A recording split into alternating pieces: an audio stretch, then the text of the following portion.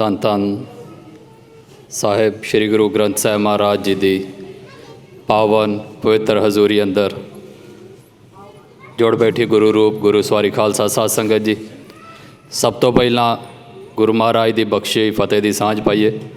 ਵਾਹਿਗੁਰੂ ਜੀ ਕਾ ਖਾਲਸਾ, ਵਾਹਿਗੁਰੂ ਜੀ ਕੀ ਫਤਿਹ। ਮੇਰੇ ਤੋਂ ਪਹਿਲਾਂ ਵੀਰ ਸੁਖਵਿੰਦਰ ਸਿੰਘ ਹੋਣਾ ਨੇ ਤੁਹਾਨੂੰ ਇੱਕ ਗੱਲ ਕਹੀ ਕਿ ਮੈਂ ਪੰਜਾਬ ਤੋਂ ਆਇਆ, ਪਰ ਮੈਂ ਇਹਦੋਂ ਵੀ ਅਗਲੀ ਗੱਲ ਕਹਿਣਾ ਵੀ ਸਾਰੇ ਪੰਜਾਬ ਤੋਂ ਆਏ। ਜਿੰਨੇ ਤੁਸੀਂ ਇੱਥੇ ਬੈਠੇ ਹੋ ਅਸੀਂ ਸਾਰੇ ਪੰਜਾਬ ਤੋਂ ਹੀ ਆਏ। ਸਾਡੀਆਂ ਜੜ੍ਹਾਂ ਸਾਰਿਆਂ ਦੀਆਂ ਪੰਜਾਬ 'ਚ ਹੀ ਪਈਆਂ ਨੇ। ਠੀਕ ਆ, ਕਿਸੇ ਦੀ ਮੌਜੂਦਾ ਪੀੜ੍ਹੀ ਆਈ ਹੋਏਗੀ ਜਿਹੜੀ ਸਾਡੀ ਉਮਰ ਦੀ ਆ, ਕਿਸੇ ਦੀ ਉਹ ਪੀੜ੍ਹੀ ਆਈ ਹੋਏਗੀ ਜਿਹੜੀ ਸਾਡੇ ਤੋਂ ਪਿਛਲੇ ਬਜ਼ੁਰਗਾਂ ਦੀ, ਅਤੇ ਇਹ ਵੀ ਹੋ ਸਕਦਾ ਕੋਈ ਪਿਛਲੀਆਂ 4-5 ਪੀੜ੍ਹੀਆਂ ਤੋਂ ਇੱਥੇ ਆਇਆ ਹੋਵੇ। ਪਰ ਜਿੰਨੇ ਵੀ ਸਿੱਖ ਇੱਥੇ ਅਸੀਂ ਬੈਠੇ ਹਾਂ, ਆਏ ਅਸੀਂ ਸਾਰੇ ਪੰਜਾਬ ਤੋਂ ਹੀ ਹਾਂ। ਗੱਲ ਜਿਹੜੀ ਉਹਨਾਂ ਕੀਤੀ ਭਾਈ ਸੁਖਵਿੰਦਰ ਸਿੰਘ ਹੋਣਾ ਨੇ, ਉਹਦੇ ਵਿੱਚੋਂ ਹੀ ਮੈਂ ਅੱਗੇ ਕਰਨੀ ਆ ਕਿ ਸਿੱਖ ਸੰਘਰਸ਼, ਪੰਜਾਬ ਦੀ ਆਜ਼ਾਦੀ ਦਾ ਸੰਘਰਸ਼ ਜਿਹੜਾ ਪੂਰੀ ਦੁਨੀਆ ਦੇ ਵਿੱਚ ਚੱਲ ਰਿਹਾ ਹੈ, ਪੰਜਾਬ ਨੂੰ ਹਿੰਦੁਸਤਾਨ ਤੋਂ ਆਜ਼ਾਦ ਕਰਵਾਉਣ ਦਾ ਸੰਘਰਸ਼, ਉਹ ਇਕੱਲਾ ਪੰਜਾਬ ਦੀ ਧਰਤੀ 'ਤੇ ਨਹੀਂ ਆ, ਉਹ ਵਿਦੇਸ਼ਾਂ ਦੀ ਧਰਤੀ 'ਤੇ ਵੀ ਉਵੇਂ ਚੱਲਦਾ ਪਿਆ ਆ। ਅਤੇ ਉਹਦੇ ਵਿੱਚ ਇਕੱਲੇ ਪੰਜਾਬ ਦੇ ਵਿੱਚ ਬੈਠੇ ਸਿੱਖਾਂ ਦਾ ਯੋਗਦਾਨ ਨਹੀਂ ਗਾ, ਸਿੱਖ ਡਾਇਸਪੋਰੇ ਦਾ ਵੀ ਓਨਾ ਹੀ ਯੋਗਦਾਨ ਹੈ, ਕਿਉਂਕਿ ਤੁਹਾਡੀਆਂ ਜੜ੍ਹਾਂ ਨੇ ਉੱਥੇ। ਔਰ ਜਦੋਂ ਤੁਸੀਂ ਇੱਥੇ ਬੈਠੇ ਪੰਜਾਬ ਦੀ ਆਜ਼ਾਦੀ ਦੀ ਗੱਲ ਕਰਦੇ ਹੋ, ਚਾਹੇ ਉਹ ਕਿਸੇ ਰੂਪ 'ਚ ਵੀ ਹੋਵੇ, ਕੋਈ ਪ੍ਰੋਟੈਸਟ ਆ, ਕੋਈ ਨਗਰ ਕੀਰਤਨ 'ਤੇ ਆ, ਕਿਸੇ ਸੈਮੀਨਾਰ 'ਤੇ ਆ, ਕਿਸੇ ਵੀ ਰੂਪ 'ਚ ਆ, ਕਿਸੇ ਸਟੇਜ ਤੋਂ ਬੋਲਦਾ ਕੋਈ, ਉਹਨੂੰ ਇੰਡੀਆ ਦੀ ਸਰਕਾਰ ਇੱਕ ਗੱਲ ਕਹਿ ਕੇ ਪ੍ਰਚਾਰਦੀ ਆ ਕਿ ਖਾਲਿਸਤਾਨ ਮੰਗਣ ਵਾਲੇ, ਪੰਜਾਬ ਦੀ ਆਜ਼ਾਦੀ ਨੂੰ ਮੰਗਣ ਵਾਲੇ ਬਾਹਰ ਹੀ ਬੈਠੇ ਨੇ, ਪੰਜਾਬ 'ਚ ਇਹਦੀ ਕੋਈ ਗੱਲ ਨਹੀਂ ਕਰਦਾ। ਮਤਲਬ ਉਹ ਇਸ ਤਰੀਕੇ ਨਾਲ ਪੇਸ਼ ਕਰਦੇ ਆ ਕਿ ਬਾਹਰ ਵਾਲੇ ਲੋਕ ਮੰਗਦੇ ਨੇ ਪੰਜਾਬ ਦੀ ਆਜ਼ਾਦੀ, ਅਤੇ ਪੰਜਾਬ ਦੇ ਲੋਕ ਪੰਜਾਬ ਦੀ ਆਜ਼ਾਦੀ ਨਹੀਂ ਚਾਹੁੰਦੇ। ਪਰ ਉੱਥੇ ਉਹ ਦੁਨੀਆ ਨੂੰ ਤਾਂ ਇਸ ਭੁਲੇਖੇ 'ਚ ਪਾਉਣ ਦੇ ਵਿੱਚ ਕਾਮਯਾਬ ਹੋ ਜਾਂਦੇ ਵੀ ਬਾਹਰ ਦੇ ਲੋਕ ਮੰਗਦੇ ਨੇ। ਪਰ ਉਹਦੀ ਸੱਚਾਈ ਕੀ ਆ? ਬਾਹਰ ਵਾਲੇ ਜਿਹੜੇ ਤੁਸੀਂ ਬੈਠੇ ਵੀ ਹੋ, ਤੁਹਾਡਾ ਮੂਲ ਤਾਂ ਪੰਜਾਬ ਹੀ ਆ ਨਾ, ਅਤੇ ਤੁਸੀਂ ਇਹ ਕਿਉਂ ਕਹਿੰਦੇ ਹੋ ਜਦ ਇੰਡੀਆ ਇਹ ਜਿਹੜਾ ਜਚਾਉਣ ਦੇ ਵਿੱਚ ਕਾਮਯਾਬ ਹੋ ਜਾਂਦਾ ਕਿ ਬਾਹਰ ਵਾਲੇ ਮੰਗਦੇ ਨੇ? ਅਸਲ 'ਚ ਤੁਸੀਂ ਬਾਹਰ ਵਾਲੇ ਕੋਈ ਨਹੀਂ ਹੋ। ਅਸੀਂ ਸਾਰੇ ਇੱਕ ਕੌਮ ਦਾ ਹਿੱਸਾ ਆ, ਅਸੀਂ ਸਾਰੇ ਪੰਜਾਬ ਦਾ ਹਿੱਸਾ ਆ, ਚਾਹੇ ਬੈਠੇ ਕਿਤੇ ਵੀ ਹੋਵੋ। ਇਹਦਾ ਮਤਲਬ ਤੁਸੀਂ ਬਾਹਰ ਵਾਲੇ ਨਹੀਂ, ਤੁਸੀਂ ਉਸ ਕੌਮ ਦੇ ਹਿੱਸੇਦਾਰ ਹੋਣ ਦੇ ਨਾਤੇ ਹੀ ਆਜ਼ਾਦੀ ਮੰਗਦੇ ਹੋ। ਸੋ ਇਹ ਜਿਹੜੀ ਗੱਲ ਇੰਡੀਆ ਪ੍ਰਚਾਰਦਾ ਕਿ ਬਾਹਰ ਬੈਠੇ ਸਿੱਖ ਮੰਗਦੇ ਨੇ, ਨਹੀਂ, ਬੈਠੇ ਬੇਸ਼ੱਕ ਤੁਸੀਂ ਬਾਹਰ ਹੋ, ਪਰ ਤੁਹਾਡਾ ਦਿਲ, ਤੁਹਾਡਾ ਦਿਮਾਗ, ਤੁਹਾਡਾ ਜਿਹੜਾ ਸਾਰਾ ਅਚੇਤਨ ਮਨ ਆ, ਉਹ ਪੰਜਾਬ ਦੇ ਲਈ ਜਦੋਂ ਧੜਕਦਾ ਹੈ, ਉਹਦੇ ਲਈ ਕੰਮ ਕਰਦਾ, ਅਤੇ ਇਹਦਾ ਮਤਲਬ ਤੁਸੀਂ ਪੰਜਾਬ ਬੈਠੇ ਹੀ ਪੰਜਾਬ ਦੀ ਆਜ਼ਾਦੀ ਮੰਗਦੇ ਹੋ। ਸੋ ਅਸੀਂ ਆਪਣੇ ਬੱਚਿਆਂ ਨੂੰ ਵੀ ਇਹ ਗੱਲ ਸਮਝਾਈਏ ਵੀ ਇਹ ਪੰਜਾਬ ਦੀ ਆਜ਼ਾਦੀ ਜਿਹੜੀ ਆ, ਜਾਂ ਸਾਡੀ ਕੌਮ ਦੀ ਜਿਹੜੀ ਆਜ਼ਾਦੀ ਆ, ਖਾਲਿਸਤਾਨ ਦੀ ਪ੍ਰਾਪਤੀ ਆ, ਇਹ ਚਾਹੇ ਦੁਨੀਆ ਦੇ ਕਿਸੇ ਵੀ ਕੋਨੇ 'ਚ ਤੁਸੀਂ ਬੈਠੇ ਹੋਵੋ। ਭਾਈ ਹਰਦੀਪ ਸਿੰਘ ਨਿੱਜਰ ਦੀ ਸ਼ਹਾਦਤ ਨੇ ਇਸ ਗੱਲ ਸਿੱਧ ਕਰਤੀ। ਹਨ ਅੱਗੇ ਇਹ ਗੱਲ ਕਹੀ ਜਾਂਦੀ ਸੀ ਵੀ ਪੰਜਾਬ ਜੰਗ ਦਾ ਮੈਦਾਨ ਆ, ਅਤੇ ਕੈਨੇਡਾ, ਅਮਰੀਕਾ, ਆਸਟ੍ਰੇਲੀਆ ਜਾਂ ਹੋਰ ਵਿਦੇਸ਼ਾਂ ਦੀਆਂ ਧਰਤੀਆਂ ਦੇ ਵਿੱਚ ਬੈਠੇ ਜਿਹੜੇ ਸਿੱਖ ਨੇ ਉਹ ਜੰਗ ਦੇ ਮੈਦਾਨ 'ਚੋਂ ਬਾਹਰ ਨੇ। ਇਵੇਂ ਪ੍ਰਚਾਰਿਆ ਜਾਂਦਾ ਸੀ। ਆਮ ਬਹੁਤ ਵਾਰ ਸਾਡੇ ਸਿੱਖ ਪ੍ਰਚਾਰਕ ਵੀ ਐਵੇਂ ਪ੍ਰਚਾਰਦੇ ਵੀ ਤੁਸੀਂ ਜੰਗ ਦੇ ਮੈਦਾਨ 'ਚੋਂ ਬਾਹਰ ਹੋ। ਪਰ ਭਾਈ ਹਰਦੀਪ ਸਿੰਘ ਨਿੱਜਰ ਦੀ ਸ਼ਹਾਦਤ ਨੇ ਇਹ ਗੱਲ ਸਿੱਧ ਕਰਤੀ ਹੈ ਵੀ ਅੱਜ ਸਾਰੀ ਦੁਨੀਆ ਜੰਗ ਦਾ ਮੈਦਾਨ। ਜਿੱਥੇ ਵੀ ਸਿੱਖ ਬੈਠਾ ਆ, ਜਿੱਥੇ ਵੀ ਪੰਜਾਬੀ ਬੈਠਾ ਆ, ਉਹ ਕੌਮ ਦਾ ਸਿਪਾਹੀ ਆ, ਅਤੇ ਸਿਪਾਹੀ ਨੂੰ ਦੁਸ਼ਮਣ ਕਿਤੇ ਵੀ ਬੈਠਾ ਹੋਵੇ ਉਹਨੂੰ ਆਪਣੇ ਟਾਰਗੇਟ 'ਤੇ ਰੱਖਦਾ। ਇਹ ਜ਼ਰੂਰੀ ਨਹੀਂ ਆ ਵੀ ਜਿਹੜਾ ਸਭ ਤੋਂ ਫਰੰਟ ਲਾਈਨ ਦੇ ਵਿੱਚ ਲੜ ਰਿਹਾ ਆ ਗੋਲੀ ਉਹਨੂੰ ਹੀ ਵੱਜੇ। ਇਹ ਵੀ ਹੋ ਸਕਦਾ ਹੈ ਕਿ ਅੱਜ ਜਿਹੜਾ ਸਭ ਤੋਂ ਮੂਹਰਲੀ ਲਾਈਨ 'ਚ ਆ ਉਹਦੇ ਸਿਰ ਤੋਂ ਦੀ ਲੰਘ ਜੇ, ਅਤੇ ਜਿਹੜਾ ਪਿੱਛੇ ਆ ਉਹਦੀ ਜਾ ਕੇ ਜਿਹੜੀ ਆ ਉਹ ਜਾਨ ਲਵੇ। ਸੋ ਮੈਂ ਸਿਰਫ ਇੰਨੀ ਗੱਲ ਜਿਹੜੀ ਸ਼ੁਰੂਆਤ ਦੇ ਵਿੱਚ ਕਹਿਣੀ ਚਾਹੁੰਦਾ ਹੈ ਉਹ ਇਹ ਕਿ ਜਦੋਂ ਇੱਥੇ ਖਾਲਿਸਤਾਨ ਦੀ ਪ੍ਰਾਪਤੀ ਦੀ ਗੱਲ ਹੁੰਦੀ ਹੈ ਤਾਂ ਆਪਣੇ ਆਪ ਨੂੰ ਤੁਸੀਂ ਜੰਗ ਦੇ ਮੈਦਾਨ 'ਚੋਂ ਬਾਹਰ ਨਾ ਸਮਝਿਓ। ਹਰ ਉਹ ਬੰਦਾ ਜਿਹਦੇ ਸਿਰ ਦੇ ਉੱਤੇ ਪੱਗ ਆ, ਹਰ ਉਹ ਬੰਦਾ ਜਿਹਦੇ ਚਿਹਰੇ ਦੇ ਉੱਤੇ ਦਾੜਾ ਪ੍ਰਕਾਸ਼ ਆ, ਹਰ ਉਹ ਸਾਡੀ ਬੀਬੀ ਜਿਹਦੇ ਸਿਰ ਦੇ ਉੱਤੇ ਚੁੰਨੀ ਆ, ਅਤੇ ਹਰ ਉਹ ਇਨਸਾਨ ਜਿਹੜਾ 5 ਕਕਾਰਾਂ ਦਾ ਧਾਰਨੀ ਆ, ਅਤੇ ਹਰ ਉਹ ਇਨਸਾਨ ਜਿਹੜਾ ਨਾਂ ਦੇ ਮਗਰ ਸਿੰਘ ਦੇ ਕੌਰ ਲਾਈ ਫਿਰਦਾ ਆ, ਉਹ ਹਮੇਸ਼ਾ ਜੰਗ ਦੇ ਮੈਦਾਨ 'ਚ। ਸਿੰਘਾਂ ਦੀ ਤਾਂ ਯਾਤ ਗੋਤ ਹੀ ਦੰਗਾ ਮਤਲਬ ਇਹ ਨਹੀਂ ਵੀ ਅਸੀਂ ਦੂਸਰੇ ਦੰਗੇ, ਮਤਲਬ ਅਸੀਂ ਸੰਘਰਸ਼ 'ਚ ਰਹਿੰਦੇ ਹਾਂ ਹਰ ਟਾਈਮ। ਸੋ ਤੁਸੀਂ ਸਾਰੇ ਹੀ ਸਾਡੇ ਸਾਥੀ ਹੋ। ਮੈਂ ਇਕੱਲਾ ਆਪਣੇ ਆਪ ਨੂੰ ਨਹੀਂ ਕਹਿੰਦਾ ਵੀ ਅਸੀਂ ਮੈਦਾਨੇ ਜੰਗ ਦੇ ਵਿੱਚ ਜੂਝ ਰਹੇ ਹਾਂ, ਤੇ ਤੁਸੀਂ ਸਾਰੇ ਸਿਰਫ ਬਾਹਰ ਬਹਿ ਕੇ ਪੌੜੀਆਂ ਤੇ ਤਮਾਸ਼ਾ ਵੇਖ ਰਹੇ ਹੋ। ਮੈਂ ਸਮਝਦਾ ਕਿ ਅਸੀਂ ਸਾਰੇ ਇੱਕ ਦੂਸਰੇ ਦੇ ਸਾਥੀ ਹਾਂ। ਕਿਸੇ ਦਾ ਕਿਸੇ ਦੇ ਨਾਲ ਮੋਢਾ ਜੁੜਿਆ, ਕਿਸੇ ਦਾ ਕਿਸੇ ਦੇ ਨਾਲ ਜੁੜਿਆ ਹੈ। ਅਸੀਂ ਇਕੱਠੇ ਹੋ ਕੇ ਇੱਕ ਢਾਲ ਬਣ ਕੇ ਇੱਕ ਦੂਸਰੇ ਦੇ ਨਾਲ ਜਦੋਂ ਖੜਾਂਗੇ ਤਾਂ ਫਿਰ ਉਹ ਦਿਨ ਦੂਰ ਨਹੀਂ ਜਿੱਦਣ ਅਸੀਂ ਹਿੰਦੁਸਤਾਨ ਤੋਂ ਆਜ਼ਾਦੀ ਲੈਣ ਦੇ ਵਿੱਚ ਵੀ ਕਾਮਯਾਬ ਹੋ ਜਾਵਾਂਗੇ। ਹਾਂ, ਇਹ ਗੱਲ ਵੱਖਰੀ ਆ ਕਿ ਜਿਸ ਵੀ ਪੜਾਅ ਦੇ ਉੱਤੇ ਤੁਸੀਂ ਲੜ ਰਹੇ ਹੁੰਦੇ ਹੋ, ਜੇ ਤੁਸੀਂ ਵਿਦੇਸ਼ਾਂ ਦੇ ਵਿੱਚ ਬੈਠੇ ਲੜ ਰਹੇ ਹੋ ਤਾਂ ਤੁਸੀਂ ਅਜੀਬ ਅਤੇ ਅਲੱਗ ਤਰ੍ਹਾਂ ਦੀਆਂ ਮੁਸੀਬਤਾਂ ਦਾ ਸਾਹਮਣਾ ਕਰ ਰਹੇ ਹੁੰਦੇ ਹੋ। ਜਿਹੜੇ ਸਾਡੇ ਵਰਗੇ ਪੰਜਾਬ ਬੈਠੇ ਲੜ ਰਹੇ ਨੇ, ਅਸੀਂ ਉੱਥੇ ਅਲੱਗ ਤਰ੍ਹਾਂ ਦੀਆਂ ਮੁਸੀਬਤਾਂ ਦਾ ਸਾਹਮਣਾ ਕਰ ਰਹੇ ਹੁੰਦੇ। ਮਤਲਬ ਜਿੱਦਾਂ ਟੈਰਨ ਹੁੰਦੇ ਨੇ, ਲੜਨ ਦਾ ਜਿਹੜਾ ਮੈਦਾਨੇ ਜੰਗ ਆ, ਉਹ ਜਿੱਦਾਂ ਦੀ ਜ਼ਮੀਨ ਆ ਉਸ ਤਰੀਕੇ ਦੇ ਉੱਥੇ ਦੀਆਂ ਮੁਸੀਬਤਾਂ ਛਪਾਈ ਚੱਲਦੇ ਨੇ। ਕੋਈ ਪਹਾੜੀ ਏਰੀਏ 'ਚ ਜੰਗ ਲੱਗੀ, ਉੱਥੇ ਦੀ ਅਲੱਗ ਤਰ੍ਹਾਂ ਦੀਆਂ ਮੁਸੀਬਤਾਂ ਨੇ। ਕੋਈ ਬਰਫੀਲੇ ਇਲਾਕੇ 'ਚ ਜੰਗ ਲੱਗੀ, ਉੱਥੇ ਅਲੱਗ ਤਰ੍ਹਾਂ ਦੀਆਂ ਮੁਸੀਬਤਾਂ ਨੇ। ਕੋਈ ਮੈਦਾਨ ਪਲੇਨ ਆ, ਉਹਦੇ 'ਚ ਜੰਗ ਲੱਗੀ ਆ, ਉਹਦੇ 'ਚ ਅਲੱਗ ਤਰ੍ਹਾਂ ਦੀਆਂ ਮੁਸੀਬਤਾਂ ਨੇ। ਇਵੇਂ ਚਾਹੇ ਤੁਸੀਂ ਵਿਦੇਸ਼ਾਂ ਦੇ ਵਿੱਚ ਬੈਠੇ ਹੋ ਅਤੇ ਅਸੀਂ ਪੰਜਾਬ 'ਚ ਬੈਠੇ ਹੋਈਏ, ਮੁਸੀਬਤਾਂ ਦਾ ਸਾਹਮਣਾ, ਹਾਰਡਸ਼ਿਪ ਦਾ ਸਾਹਮਣਾ ਅਸੀਂ ਸਾਰੇ ਕਰਦੇ ਹਾਂ। ਉਹਨਾਂ ਦਾ ਜਿਹੜਾ ਅੱਗੇ ਤਰਾਜੂ ਆ ਉਹ ਅਲੱਗ-ਅਲੱਗ ਤਰ੍ਹਾਂ ਦਾ ਹੈ ਕਿ ਕੋਈ ਕਿਸ ਤਰ੍ਹਾਂ ਦਾ ਕਰਦਾ, ਕੋਈ ਕਿਸ ਤਰ੍ਹਾਂ ਦਾ ਕਰਦਾ। ਸੋ ਜਿਹੜੀਆਂ ਤੇ ਤੁਸੀਂ ਇੱਥੇ ਮੁਸੀਬਤਾਂ ਫੇਸ ਕਰਦੇ ਹੋ, ਜਿਹੜੀ ਹਾਰਡਸ਼ਿਪ ਤੁਸੀਂ ਇੱਥੇ ਕਰਦੇ ਹੋ, ਉਹਦੇ ਬਾਰੇ ਤਾਂ ਤੁਸੀਂ ਮੈਨੂੰ ਬਿਹਤਰ ਦੱਸ ਸਕਦੇ ਹੋ। ਪਰ ਜੋ ਅਸੀਂ ਪੰਜਾਬ ਦੇ ਵਿੱਚ ਬਹਿ ਕੇ ਉੱਥੇ ਮਹਿਸੂਸ ਕਰਦੇ ਹਾਂ, ਜੋ ਉੱਥੇ ਅਸੀਂ ਹੰਢਾਉਂਦੇ ਹਾਂ, ਉਹਦੇ ਬਾਰੇ ਜਿਹੜਾ ਆ ਉਹ ਮੈਂ ਤੁਹਾਨੂੰ ਜ਼ਰੂਰ ਦੱਸ ਸਕਦਾ। ਪਰ ਮੈਂ ਇਹ ਵੀ ਨਾਲ ਸਮਝਦਾ ਕਿ ਤੁਹਾਡੇ 'ਚੋਂ ਬਹੁਤਾਤ ਲੋਕ ਉਹ ਵੀ ਨੇ ਜਿਹੜੇ ਉੱਥੋਂ ਉਹ ਮੁਸੀਬਤਾਂ ਦਾ ਸਾਹਮਣਾ ਕਰਦੇ ਹੋਏ ਇੱਥੇ ਆਏ ਨੇ। ਅਤੇ ਉਹਨਾਂ 'ਚੋਂ ਬਹੁਤਿਆਂ ਨੂੰ ਇਹ ਗੱਲ ਦੀ ਸਮਝ ਹੋਏਗੀ ਵੀ ਉੱਥੇ ਜਿਹੜੀਆਂ ਚੀਜ਼ਾਂ ਵਾਪਰਦੀਆਂ ਨੇ ਅਤੇ ਜਿਹੜੀਆਂ ਇੱਥੇ ਚੀਜ਼ਾਂ ਵਾਪਰਦੀਆਂ ਨੇ, ਦੋਵਾਂ 'ਚ ਜ਼ਮੀਨ ਅਸਮਾਨ ਦਾ ਫਰਕ ਹੈਗਾ ਆ।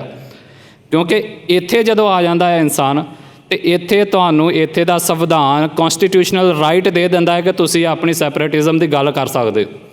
ਇਸ ਕਰਕੇ ਬੇਸ਼ੱਕ ਇੱਥੇ ਤੁਸੀਂ ਪ੍ਰਾਈਮ ਮਿਨਿਸਟਰ ਦੇ ਸਾਹਮਣੇ ਖਲੋ ਕੇ ਵੀ ਆਪਣੀ ਆਜ਼ਾਦੀ ਦੀ ਗੱਲ ਕਰੋ, ਉਹਨਾਂ ਦੀ ਪਾਰਲੀਮੈਂਟ ਦੇ ਵਿੱਚ ਵੀ ਬਹਿ ਕੇ ਗੱਲ ਕਰੋ, ਅਤੇ ਇਹ ਤੁਹਾਡਾ ਕੌਂਸਟੀਟਿਊਸ਼ਨਲ ਰਾਈਟ ਆ। ਪਰ ਉੱਥੇ ਪੰਜਾਬ ਦੇ ਵਿੱਚ ਇਵੇਂ ਨਹੀਂ ਆ। ਉੱਥੇ ਤੁਸੀਂ ਗੱਲ ਹੀ ਨਹੀਂ ਕਰ ਸਕਦੇ। ਅੱਗੇ ਕੰਮ ਦੇ ਕੀ ਕਰਨਾ, ਉਹ ਤੁਹਾਨੂੰ ਸੰਵਿਧਾਨਕ ਹੱਕ ਹੀ ਨਹੀਂ ਦਿੰਦੇ ਵੀ ਤੁਸੀਂ ਆਪਣੀ ਆਜ਼ਾਦੀ ਦੀ ਗੱਲ ਕਰ ਸਕੋ। ਸੋ ਉੱਥੇ ਜਦੋਂ ਉਹ ਹੱਕ ਹੀ ਨਹੀਂ ਹੈਗਾ, ਫਿਰ ਜਿਹੜੇ ਗੱਲਾਂ ਕਰਦੇ ਨੇ, ਜਿਹੜੇ ਕੰਮ ਕਰਦੇ ਨੇ, ਉਹਨਾਂ ਨੂੰ ਫਿਰ ਸਰਕਾਰ ਇੱਕ ਅਲੱਗ ਤਰੀਕੇ ਨਾਲ ਡੀਲ ਕਰਦੀ ਹੈ। ਉਹਨਾਂ ਦੇ ਘਰਾਂ ਤੋਂ ਲੈ ਕੇ ਉਹਨਾਂ ਦੇ ਆਪਣੇ ਸਰੀਰਾਂ ਤੱਕ, ਅਤੇ ਉਹਦੇ ਰਿਸ਼ਤੇਦਾਰਾਂ ਤੋਂ ਲੈ ਕੇ ਉਹਦੇ ਸੱਜਣਾ ਮਿੱਤਰਾਂ ਤੱਕ, ਹਰ ਇੱਕ ਨੂੰ ਇੱਕ ਅਲੱਗ ਤਰੀਕੇ ਦੇ ਨਾਲ ਡੀਲ ਕੀਤਾ ਜਾਂਦਾ ਹੈ।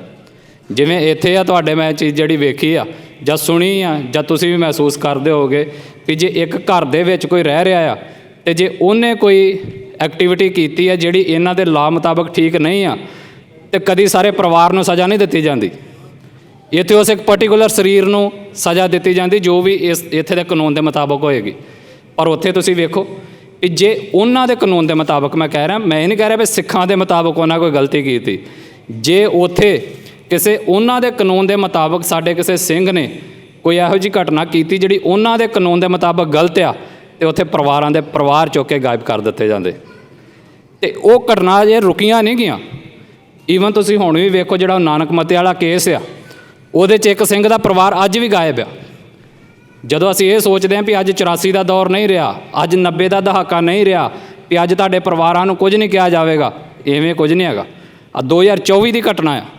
ਜਿਹੜੇ ਸਿੰਘਾਂ ਨੇ ਉਹ ਨਾਨਕ ਮੱਤੇ ਵਾਲਾ ਕੰਮ ਕੀਤਾ ਹੈਗਾ, ਤੁਸੀਂ ਸਾਰਿਆਂ ਸੁਣਿਆ ਆ। ਉਹਦੇ ਵਿੱਚ ਇੱਕ ਸਿੰਘ ਦਾ ਪਰਿਵਾਰ ਅੱਜ ਵੀ ਪੂਰਾ ਗਾਇਬ ਆ। ਔਰ ਉਹ ਕਿੱਥੇ ਆ, ਕਿਸ ਹਾਲਾਤ 'ਚ ਆ, ਕਿਹੜੀ ਪੁਲਿਸ ਦੇ ਕੋਲ ਆ, ਕਿਹੜੇ ਥਾਣੇ 'ਚ ਆ, ਕੋਈ ਰਿਪੋਰਟ ਨਹੀਂ ਗੀ ਬਾਹਰ। ਸੋ ਅੱਜ ਵੀ ਉਹ ਚੀਜ਼ਾਂ ਉੱਥੇ ਉਵੇਂ ਦੀਆਂ ਉਵੇਂ ਹੀ ਚੱਲ ਰਹੀਆਂ ਨੇ। ਪਰ ਜਿਹੜੀ ਸਾਡੀ ਇੱਥੇ ਜ਼ਿੰਮੇਵਾਰੀ ਆ ਵੀ ਅਸੀਂ, ਜਿੱਥੋਂ ਮੈਂ ਗੱਲ ਸ਼ੁਰੂ ਕੀਤੀ ਵੀ ਹੈਗੇ ਸਾਰੇ ਗੁਰ ਭਾਈ ਆ, ਅਸੀਂ ਸਾਰੇ ਇੱਕ ਕੌਮ ਦਾ ਹਿੱਸਾ ਆ, ਅਤੇ ਅਸੀਂ ਇਕੱਠੇ ਹੋ ਕੇ ਕੀ ਕਰ ਸਕਦੇ ਹਾਂ।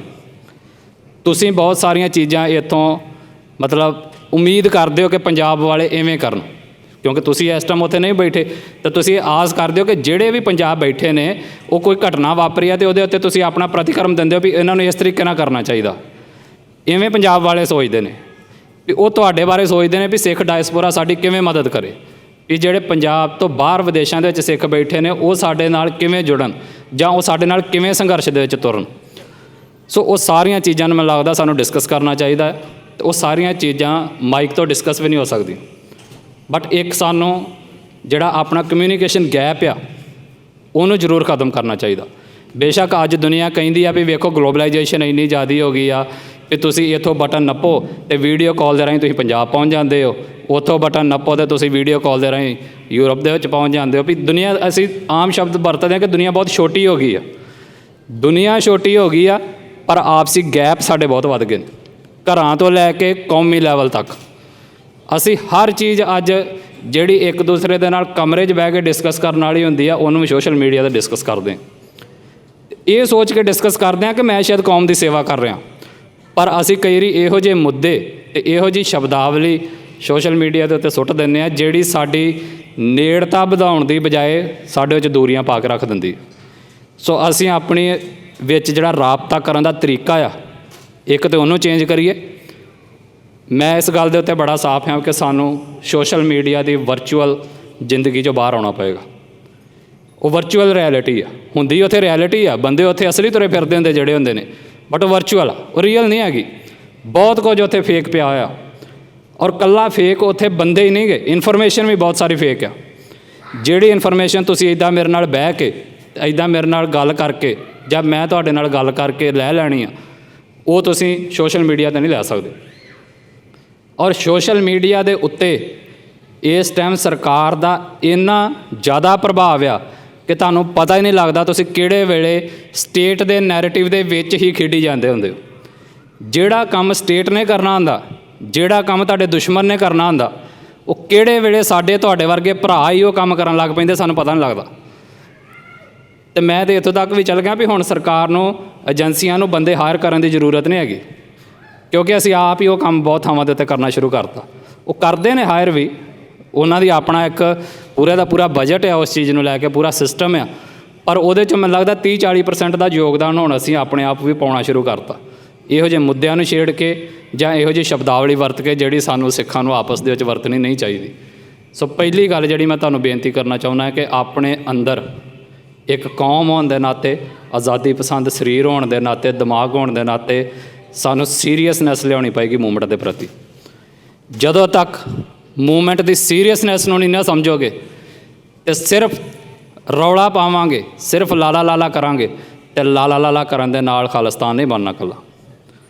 ਸਾਡੇ ਜਿਹੜੀ ਅਗਲੀ ਪੀੜ੍ਹੀ ਆ, ਖਾਸ ਤੌਰ 'ਤੇ ਮੈਂ ਨੌਜਵਾਨਾਂ ਨੂੰ ਕਹਿਣਾ ਚਾਹੁੰਦਾ, ਸਾਡੇ ਬਜ਼ੁਰਗਾਂ ਨੇ ਇੱਕ ਸੰਘਰਸ਼ ਲੜਿਆ ਆ, ਔਰ ਜੇ ਅੱਜ ਤੱਕ ਸਾਡੇ ਮਨਾਂ ਦੇ ਵਿੱਚ ਖਾਲਿਸਤਾਨ ਸ਼ਬਦ ਪਾਇਆ ਹੈ ਅਤੇ ਉਹ ਸਾਡੇ ਬਜ਼ੁਰਗਾਂ ਦੇ ਸੰਘਰਸ਼ ਦੀ ਦੇਣ ਆ, ਉਹਨਾਂ ਦੀ ਇੱਜ਼ਤ ਕਰਦਾ ਆ। ਮੈਂ ਆਪਣੇ ਨੌਜਵਾਨਾਂ ਨੂੰ ਇਹ ਜ਼ਰੂਰ ਗੱਲ ਜਿਹੜੀਆਂ ਇੱਥੇ ਮੈਂ ਕਰ ਰਿਹਾ, ਮੈਂ ਖਾਸ ਤੌਰ ਦੇ ਉੱਤੇ ਨੌਜਵਾਨ, ਚਾਹੇ ਮੇਰੀਆਂ ਭੈਣਾਂ ਨੇ ਅਤੇ ਚਾਹੇ ਮੇਰੇ ਭਰਾ, ਮੈਂ ਤੁਹਾਨੂੰ ਜਿਹੜਾ ਆ ਸੰਬੋਧਨ ਹੋ ਕੇ ਗੱਲ ਕਹਿਣੀ ਚਾਹੁੰਦਾ ਕਿ ਅਸੀਂ ਮੂਵਮੈਂਟ ਦੀ ਗਹਿਰਾਈ ਨੂੰ, ਉਹਦੀ ਸੀਰੀਅਸਨੈਸ ਨੂੰ ਸਮਝ ਕੇ ਲੰਬੀ ਦੌੜ ਦੇ ਲਈ ਤਿਆਰ ਹੋਈਏ। ਅੱਜ ਦਾ ਨੌਜਵਾਨ ਇੰਨਾ ਜ਼ਿਆਦਾ ਉਤਾਵਲਾ ਹੋ ਗਿਆ ਆ ਕਿ ਉਹ ਕਹਿੰਦਾ ਵੀ ਅੱਜ ਤੂੰ ਖਾਲਿਸਤਾਨ ਦਾ ਨਾਅਰਾ ਲਾਇਆ ਅਤੇ ਕੱਲ੍ਹ ਨੂੰ ਲੈ ਕੇ ਦੇ। ਇੱਥੋਂ ਤੱਕ ਚੱਲ ਗਿਆ ਸਾਡਾ ਨੌਜਵਾਨ ਵੀ ਜਿਹੜਾ ਅੱਜ ਖਾਲਿਸਤਾਨ ਕਹਿ ਰਿਹਾ ਉਹਨੂੰ ਕਹਿੰਦਾ ਵੀ ਕੱਲ੍ਹ ਨੂੰ ਲੈ ਕੇ ਦੇ ਹੁਣ, ਅਤੇ ਜੇ ਨਹੀਂ ਲੈ ਕੇ ਦੇਵੇਂਗਾ ਤਾਂ ਤੂੰ ਮੇਰੇ ਮੁਤਾਬਕ ਚੱਲ। ਸੋ ਇਹ ਜਿਹੜੀਆਂ ਚੀਜ਼ਾਂ ਨੇ, ਅੰਦਰ ਕਾਲਾ ਪੰਨਿਆਂ ਨੂੰ ਬੰਦ ਕੀਤਾ ਜਾਵੇ, ਅੰਦਰ ਸੰਤੋਖ ਲਿਆਓ। ਸੰਤੋਖ ਗੁਰਬਾਣੀ ਤੋਂ ਆਉਣਾ ਹੈ, ਗੁਰੂ ਦੀ ਮਿਹਰ ਨਾਲ ਆਉਣਾ ਆ, ਔਰ ਗੁਰੂ ਦੀ ਮਿਹਰ ਸਦਕਾ ਹੀ ਅਸੀਂ ਆਪਣੇ ਅੰਦਰ ਸੰਤੋਖ ਲੈ ਕੇ ਲੰਬੀ ਦੌੜ ਦੇ ਲਈ ਤਿਆਰ ਹੋਈਏ। ਤੁਸੀਂ ਵੀ ਸਾਰੇ ਪੰਜਾਬ ਤੋਂ ਆਏ ਆ, ਮੈਂ ਵੀ ਪੰਜਾਬ ਦੇ ਨਾਲ ਸੰਬੰਧਿਤ ਹਾਂ, ਅਤੇ ਸਾਡੀ ਸਾਰਿਆਂ ਦੀ ਇਹ ਜ਼ਿੰਮੇਵਾਰੀ ਬਣਦੀ ਹੈ, ਇਕੱਲੀ ਕਿਸੇ ਇੱਕ ਜਥੇਬੰਦੀ ਦੀ ਨਹੀਂ ਗੀ ਕਿ ਉਹਨੇ ਪੰਜਾਬ ਦੀ ਆਜ਼ਾਦੀ ਲੈ ਕੇ ਦੇਣੀ। ਅਸੀਂ ਸਾਰੇ, ਹਰ ਸਿੱਖ, ਜਿਵੇਂ ਆਮ ਨਾ ਮੈਂ ਉਦਾਹਰਨ ਲੱਗਾ ਦੇਣ, ਹਾਲਾਂਕਿ ਉਹ ਇਸ ਲਾਈਨ ਤੋਂ ਥੋੜ੍ਹੀ ਹਟਵੀਂ ਆ, ਪਰ ਮੈਂ ਫਿਰ ਆਪਣੀ ਲਾਈਨ 'ਤੇ ਆ ਜਾਣਾ ਕਿ ਸਾਡੇ ਬੱਚਿਆਂ ਨੂੰ ਜਾਂ ਸਾਡੇ ਜਿਹੜੇ ਘਰਾਂ ਦੇ ਵਿੱਚ ਨੇ ਨਾ, ਉਹ ਪਤਾ ਕੀ ਕਹਿੰਦੇ ਆ, ਜਿਸ ਸਿੱਖੀ ਦਾ ਪ੍ਰਚਾਰ ਨਹੀਂ ਹੋਇਆ ਉਹ ਸਾਰਾ ਨਜ਼ਲਾ ਝਾੜ ਦਿੰਦੇ ਨੇ ਗੁਰਦੁਆਰਿਆਂ ਦੀਆਂ ਕਮੇਟੀਆਂ ਦੇ ਉੱਤੇ, ਚਾਹੇ ਉਹ ਸ਼੍ਰੋਮਣੀ ਕਮੇਟੀ ਹੋਵੇ ਅਤੇ ਚਾਹੇ ਇੱਧਰ ਦੀਆਂ ਹੋਣ। ਜੋ ਕੋਈ ਵੀ ਪ੍ਰਚਾਰਕ, ਕੋਈ ਵੀ ਕਮੇਟੀ ਦੇ ਉੱਤੇ ਸਾਰਾ ਨਜ਼ਲਾ ਝਾੜ ਦਿੱਤਾ ਜਾਂਦਾ ਵੀ ਸਾਡੇ ਪ੍ਰਚਾਰਕਾਂ ਨੇ ਪ੍ਰਚਾਰ ਨਹੀਂ ਕੀਤਾ ਜੀ। ਮਤਲਬ ਉਹਨਾਂ ਨੇ ਇਹ ਮੰਨ ਲਿਆ ਵੀ ਪ੍ਰਚਾਰ ਕਰਨ ਦਾ ਕੰਮ ਸਿਰਫ ਗੁਰਦੁਆਰਾ ਸਾਹਿਬ ਦਾ ਆ, ਜਾਂ ਪ੍ਰਚਾਰ ਕਰਨ ਦਾ ਕੰਮ ਸਿਰਫ ਪ੍ਰਚਾਰਕ ਦਾ ਆ, ਪਰ ਸਿੱਖੀ ਦਾ ਸਿਧਾਂਤ ਕਦੀ ਇਹ ਨਹੀਂ। ਇੱਥੇ ਤਾਂ ਅਸੀਂ ਉਹ ਸ਼ਬਦ ਇੱਕ ਪੜ੍ਹਦੇ ਹਾਂ ਨਾ ਕਿ ਘਰ ਘਰ ਅੰਦਰ ਧਰਮਸਾਲ। ਸਿੱਖੀ ਦਾ ਤਾਂ ਕਨਸੈਪਟ ਇਹ ਵੀ ਹਰ ਇੱਕ ਘਰ ਜਿਹੜਾ ਉਹ ਧਰਮਸ਼ਾਲਾ ਹੈ, ਹਰ ਇੱਕ ਘਰ ਦੇ ਵਿੱਚੋਂ ਸਿੱਖੀ ਉੱਠਣੀ। ਅਤੇ ਅਸੀਂ ਸਿੱਖੀ ਹੁਣ ਸਿਰਫ ਗੁਰਦੁਆਰਿਆਂ ਤੱਕ ਕੈਦ ਕਰਕੇ ਰੱਖਤੀ ਅਤੇ ਕੁਝ ਪ੍ਰਚਾਰਕਾਂ ਤੱਕ ਕੈਦ ਕਰਕੇ ਰੱਖਤੀ ਵੀ ਇਹਨਾਂ ਦੀ ਜ਼ਿੰਮੇਵਾਰੀ। ਇਵੇਂ ਹੀ ਅਸੀਂ ਆਜ਼ਾਦੀ ਦੀ ਲੜਾਈ ਨੂੰ ਵੀ ਕੁਝ ਜਥੇਬੰਦੀਆਂ ਤੱਕ ਅਤੇ ਕੁਝ ਸਰੀਰਾਂ ਤੱਕ ਕੈਦ ਕਰਕੇ ਰੱਖਣ ਦੇ ਵੀ ਸ਼ਾਇਦ ਇਹਨਾਂ ਹੀ ਲੜਨਾ ਹੈ ਆਜ਼ਾਦੀ ਦੇ ਲਈ। ਨਹੀਂ, ਤੁਸੀਂ ਸਾਰਿਆਂ ਲੜਨਾ ਹੈ, ਅਸੀਂ ਸਾਰਿਆਂ ਰਲ ਕੇ ਜਿਹੜਾ ਆ ਉਹ ਲੜਨਾ ਹੈ। ਔਰ ਕੁਝ ਫੈਕਟਰ ਹੁੰਦੇ ਨੇ, ਉਹਨਾਂ ਦੇ ਉੱਤੇ ਲੜਨਾ ਹੁੰਦਾ। ਜਿਵੇਂ ਮੰਨ ਲਓ ਵੀ ਕੋਈ ਮੂਵਮੈਂਟ ਆ, ਉਹਦੇ ਵਿੱਚ ਬਹੁਤ ਸਾਰੀਆਂ ਚੀਜ਼ਾਂ ਚਾਹੀਦੀਆਂ ਨੇ। ਸਭ ਤੋਂ ਪਹਿਲੀ ਚੀਜ਼ ਹੁੰਦੀ ਤੁਹਾਡੇ ਅੰਦਰ ਇਮਾਨਦਾਰੀ। ਜੇ ਇਮਾਨਦਾਰੀ ਤੋਂ ਬਿਨਾਂ ਤੁਰੋਗੇ ਨਾ ਤਾਂ ਅਗਲੀਆਂ ਸਾਰੀਆਂ ਚੀਜ਼ਾਂ ਗਰਕ ਹੁੰਦੀਆਂ ਜਾਂਦੀਆਂ। ਸਭ ਤੋਂ ਪਹਿਲਾਂ ਵੀ ਕੀ ਅਸੀਂ ਮੂਵਮੈਂਟ ਪ੍ਰਤੀ ਇਮਾਨਦਾਰ ਹਾਂ, ਪਹਿਲਾ ਬੇਸਿਕ ਸਟੈਪ ਆ। ਜੇ ਹਾਂ ਤਾਂ ਕੀ ਸਾਡੇ ਵਿੱਚ ਸਪਸ਼ਟਤਾ ਹੈਗੀ ਆ ਕਿ ਸਾਨੂੰ ਕਲੀਅਰ ਆ ਵੀ ਅਸੀਂ ਕਰਨਾ ਕੀ ਆ। ਜਿਵੇਂ ਬਹੁਤੇ ਸਾਡੇ ਲੋਕਾਂ ਨੇ ਆਜ਼ਾਦੀ ਦੀ ਮੂਵਮੈਂਟ ਨੂੰ ਇੱਥੇ ਤੱਕ ਹੀ ਬਣਾ ਲਿਆ ਵੀ ਬਾਦਲ ਗਲੋਂ ਲਾਓ, ਅੱਜ ਦਿਆਂ ਨੇ ਬਣਾ ਲਿਆ ਭਗਵੰਤ ਮਾਨ ਗਲੋਂ ਲਾਓ, ਪਹਿਲਾਂ ਬਣਾ ਲਿਆ ਸੀ ਕਾਂਗਰਸ ਗਲੋਂ ਲਾਓ। ਮਤਲਬ ਅਸੀਂ ਸਪਸ਼ਟ ਹੀ ਨਹੀਂ ਆ ਵੀ ਅਸੀਂ ਗਲੋਂ ਕੀ ਲਾਉਣਾ ਹੈ। ਗਲੋਂ ਲਾਉਣਾ ਇੰਡੀਆ ਦਾ ਸਿਸਟਮ, ਗਲੋਂ ਲਾਉਣੀ ਹੈ ਹਿੰਦੁਸਤਾਨ ਦੀ ਗੁਲਾਮੀ। ਉਹ ਗੁਲਾਮੀ ਲੱਥੇਗੀ ਅਤੇ ਬਾਦਲ ਬੂਦਲ ਵਰਗੇ ਸਭ ਆਪਣੇ ਆਪ ਗਲੋਂ ਲਾਹ ਜਾਂਦੇ ਹੁੰਦੇ। ਸੋ ਮਤਲਬ ਮੇਰਾ ਕਹਿਣ ਦਾ ਸਪਸ਼ਟ ਕਲੀਅਰ ਹੋਣਾ ਚਾਹੀਦਾ ਮਾਈਂਡ ਵੀ ਅਸੀਂ ਕਰਨਾ ਕੀ ਹੈ। ਜਦੋਂ ਸਪਸ਼ਟ ਹੋਵੋਗੇ, ਇਮਾਨਦਾਰ ਹੋਵੋਗੇ, ਅਗਲੀ ਚੀਜ਼ ਆਉਂਦੀ ਆ ਵੀ ਕੀ ਤੁਸੀਂ ਉਸ ਚੀਜ਼ ਦੇ ਲਈ ਸਮਾਂ ਦੇ ਪਾਉਂਦੇ ਹੋ। ਬੰਦੇ ਮੈਂ ਵੇਖੇ ਨੇ ਇਮਾਨਦਾਰ ਵੀ ਨੇ, ਉਹਨਾਂ ਨੂੰ ਪਤਾ ਵੀ ਆ ਕਿ ਮੂਵਮੈਂਟ ਅਸੀਂ ਕਿੱਥੇ ਲੈ ਕੇ ਜਾਣੀ ਆ, ਪਰ ਆਪਣੀਆਂ ਜ਼ਿੰਦਗੀਆਂ ਦੇ ਵਿੱਚ ਇੰਨੇ ਵਿਅਸਤ ਨੇ ਕਿ ਸਮਾਂ ਨਹੀਂ ਦੇ ਪਾਉਂਦੇ।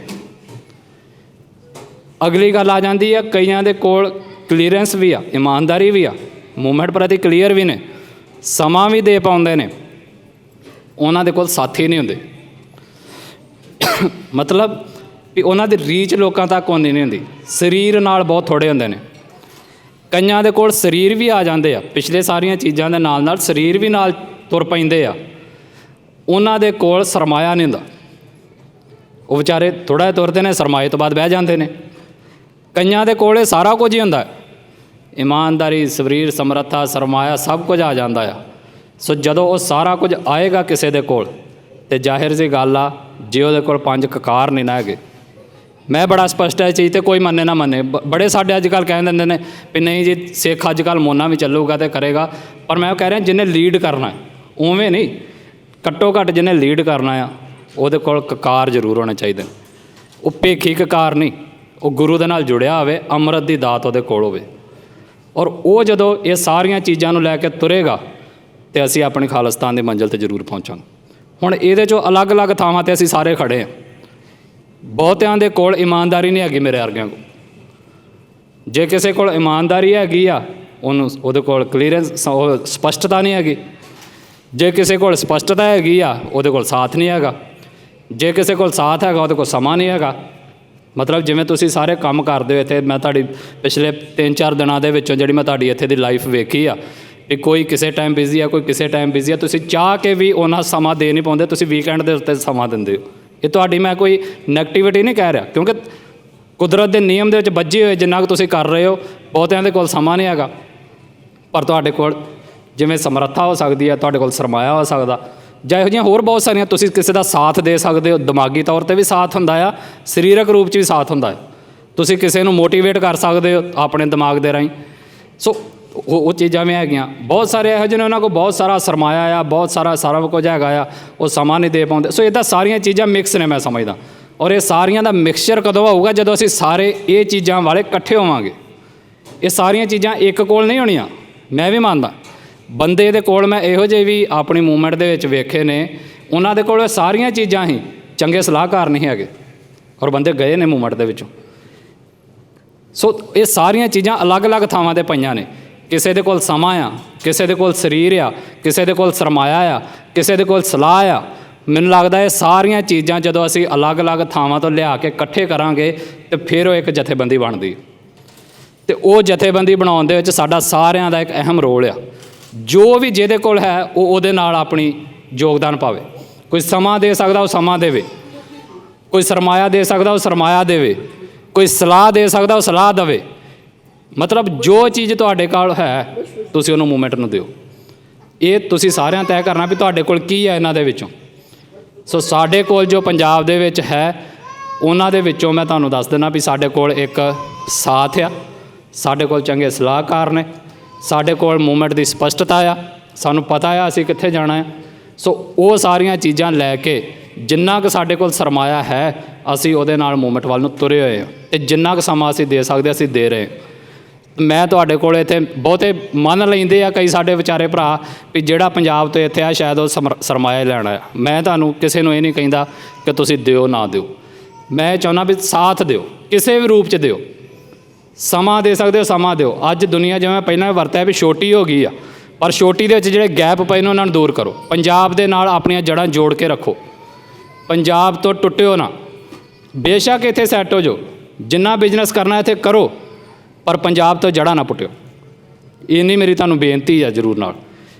ਜਿਹੜੀ ਮੈਂ ਇੱਕ ਰੁਝਾਨ ਵੇਖਦਾ ਪਿਆ ਪੰਜਾਬ ਦੀ ਧਰਤੀ ਤੋਂ ਕਿ ਅਸੀਂ ਪੰਜਾਬ 'ਚੋਂ ਆਪਣੀਆਂ ਜੜ੍ਹਾਂ ਪੁੱਟ ਕੇ ਅਤੇ ਇੱਥੇ ਲਾਉਣ ਦੀ ਕੋਸ਼ਿਸ਼ ਕਰ ਰਹੇ ਹਾਂ।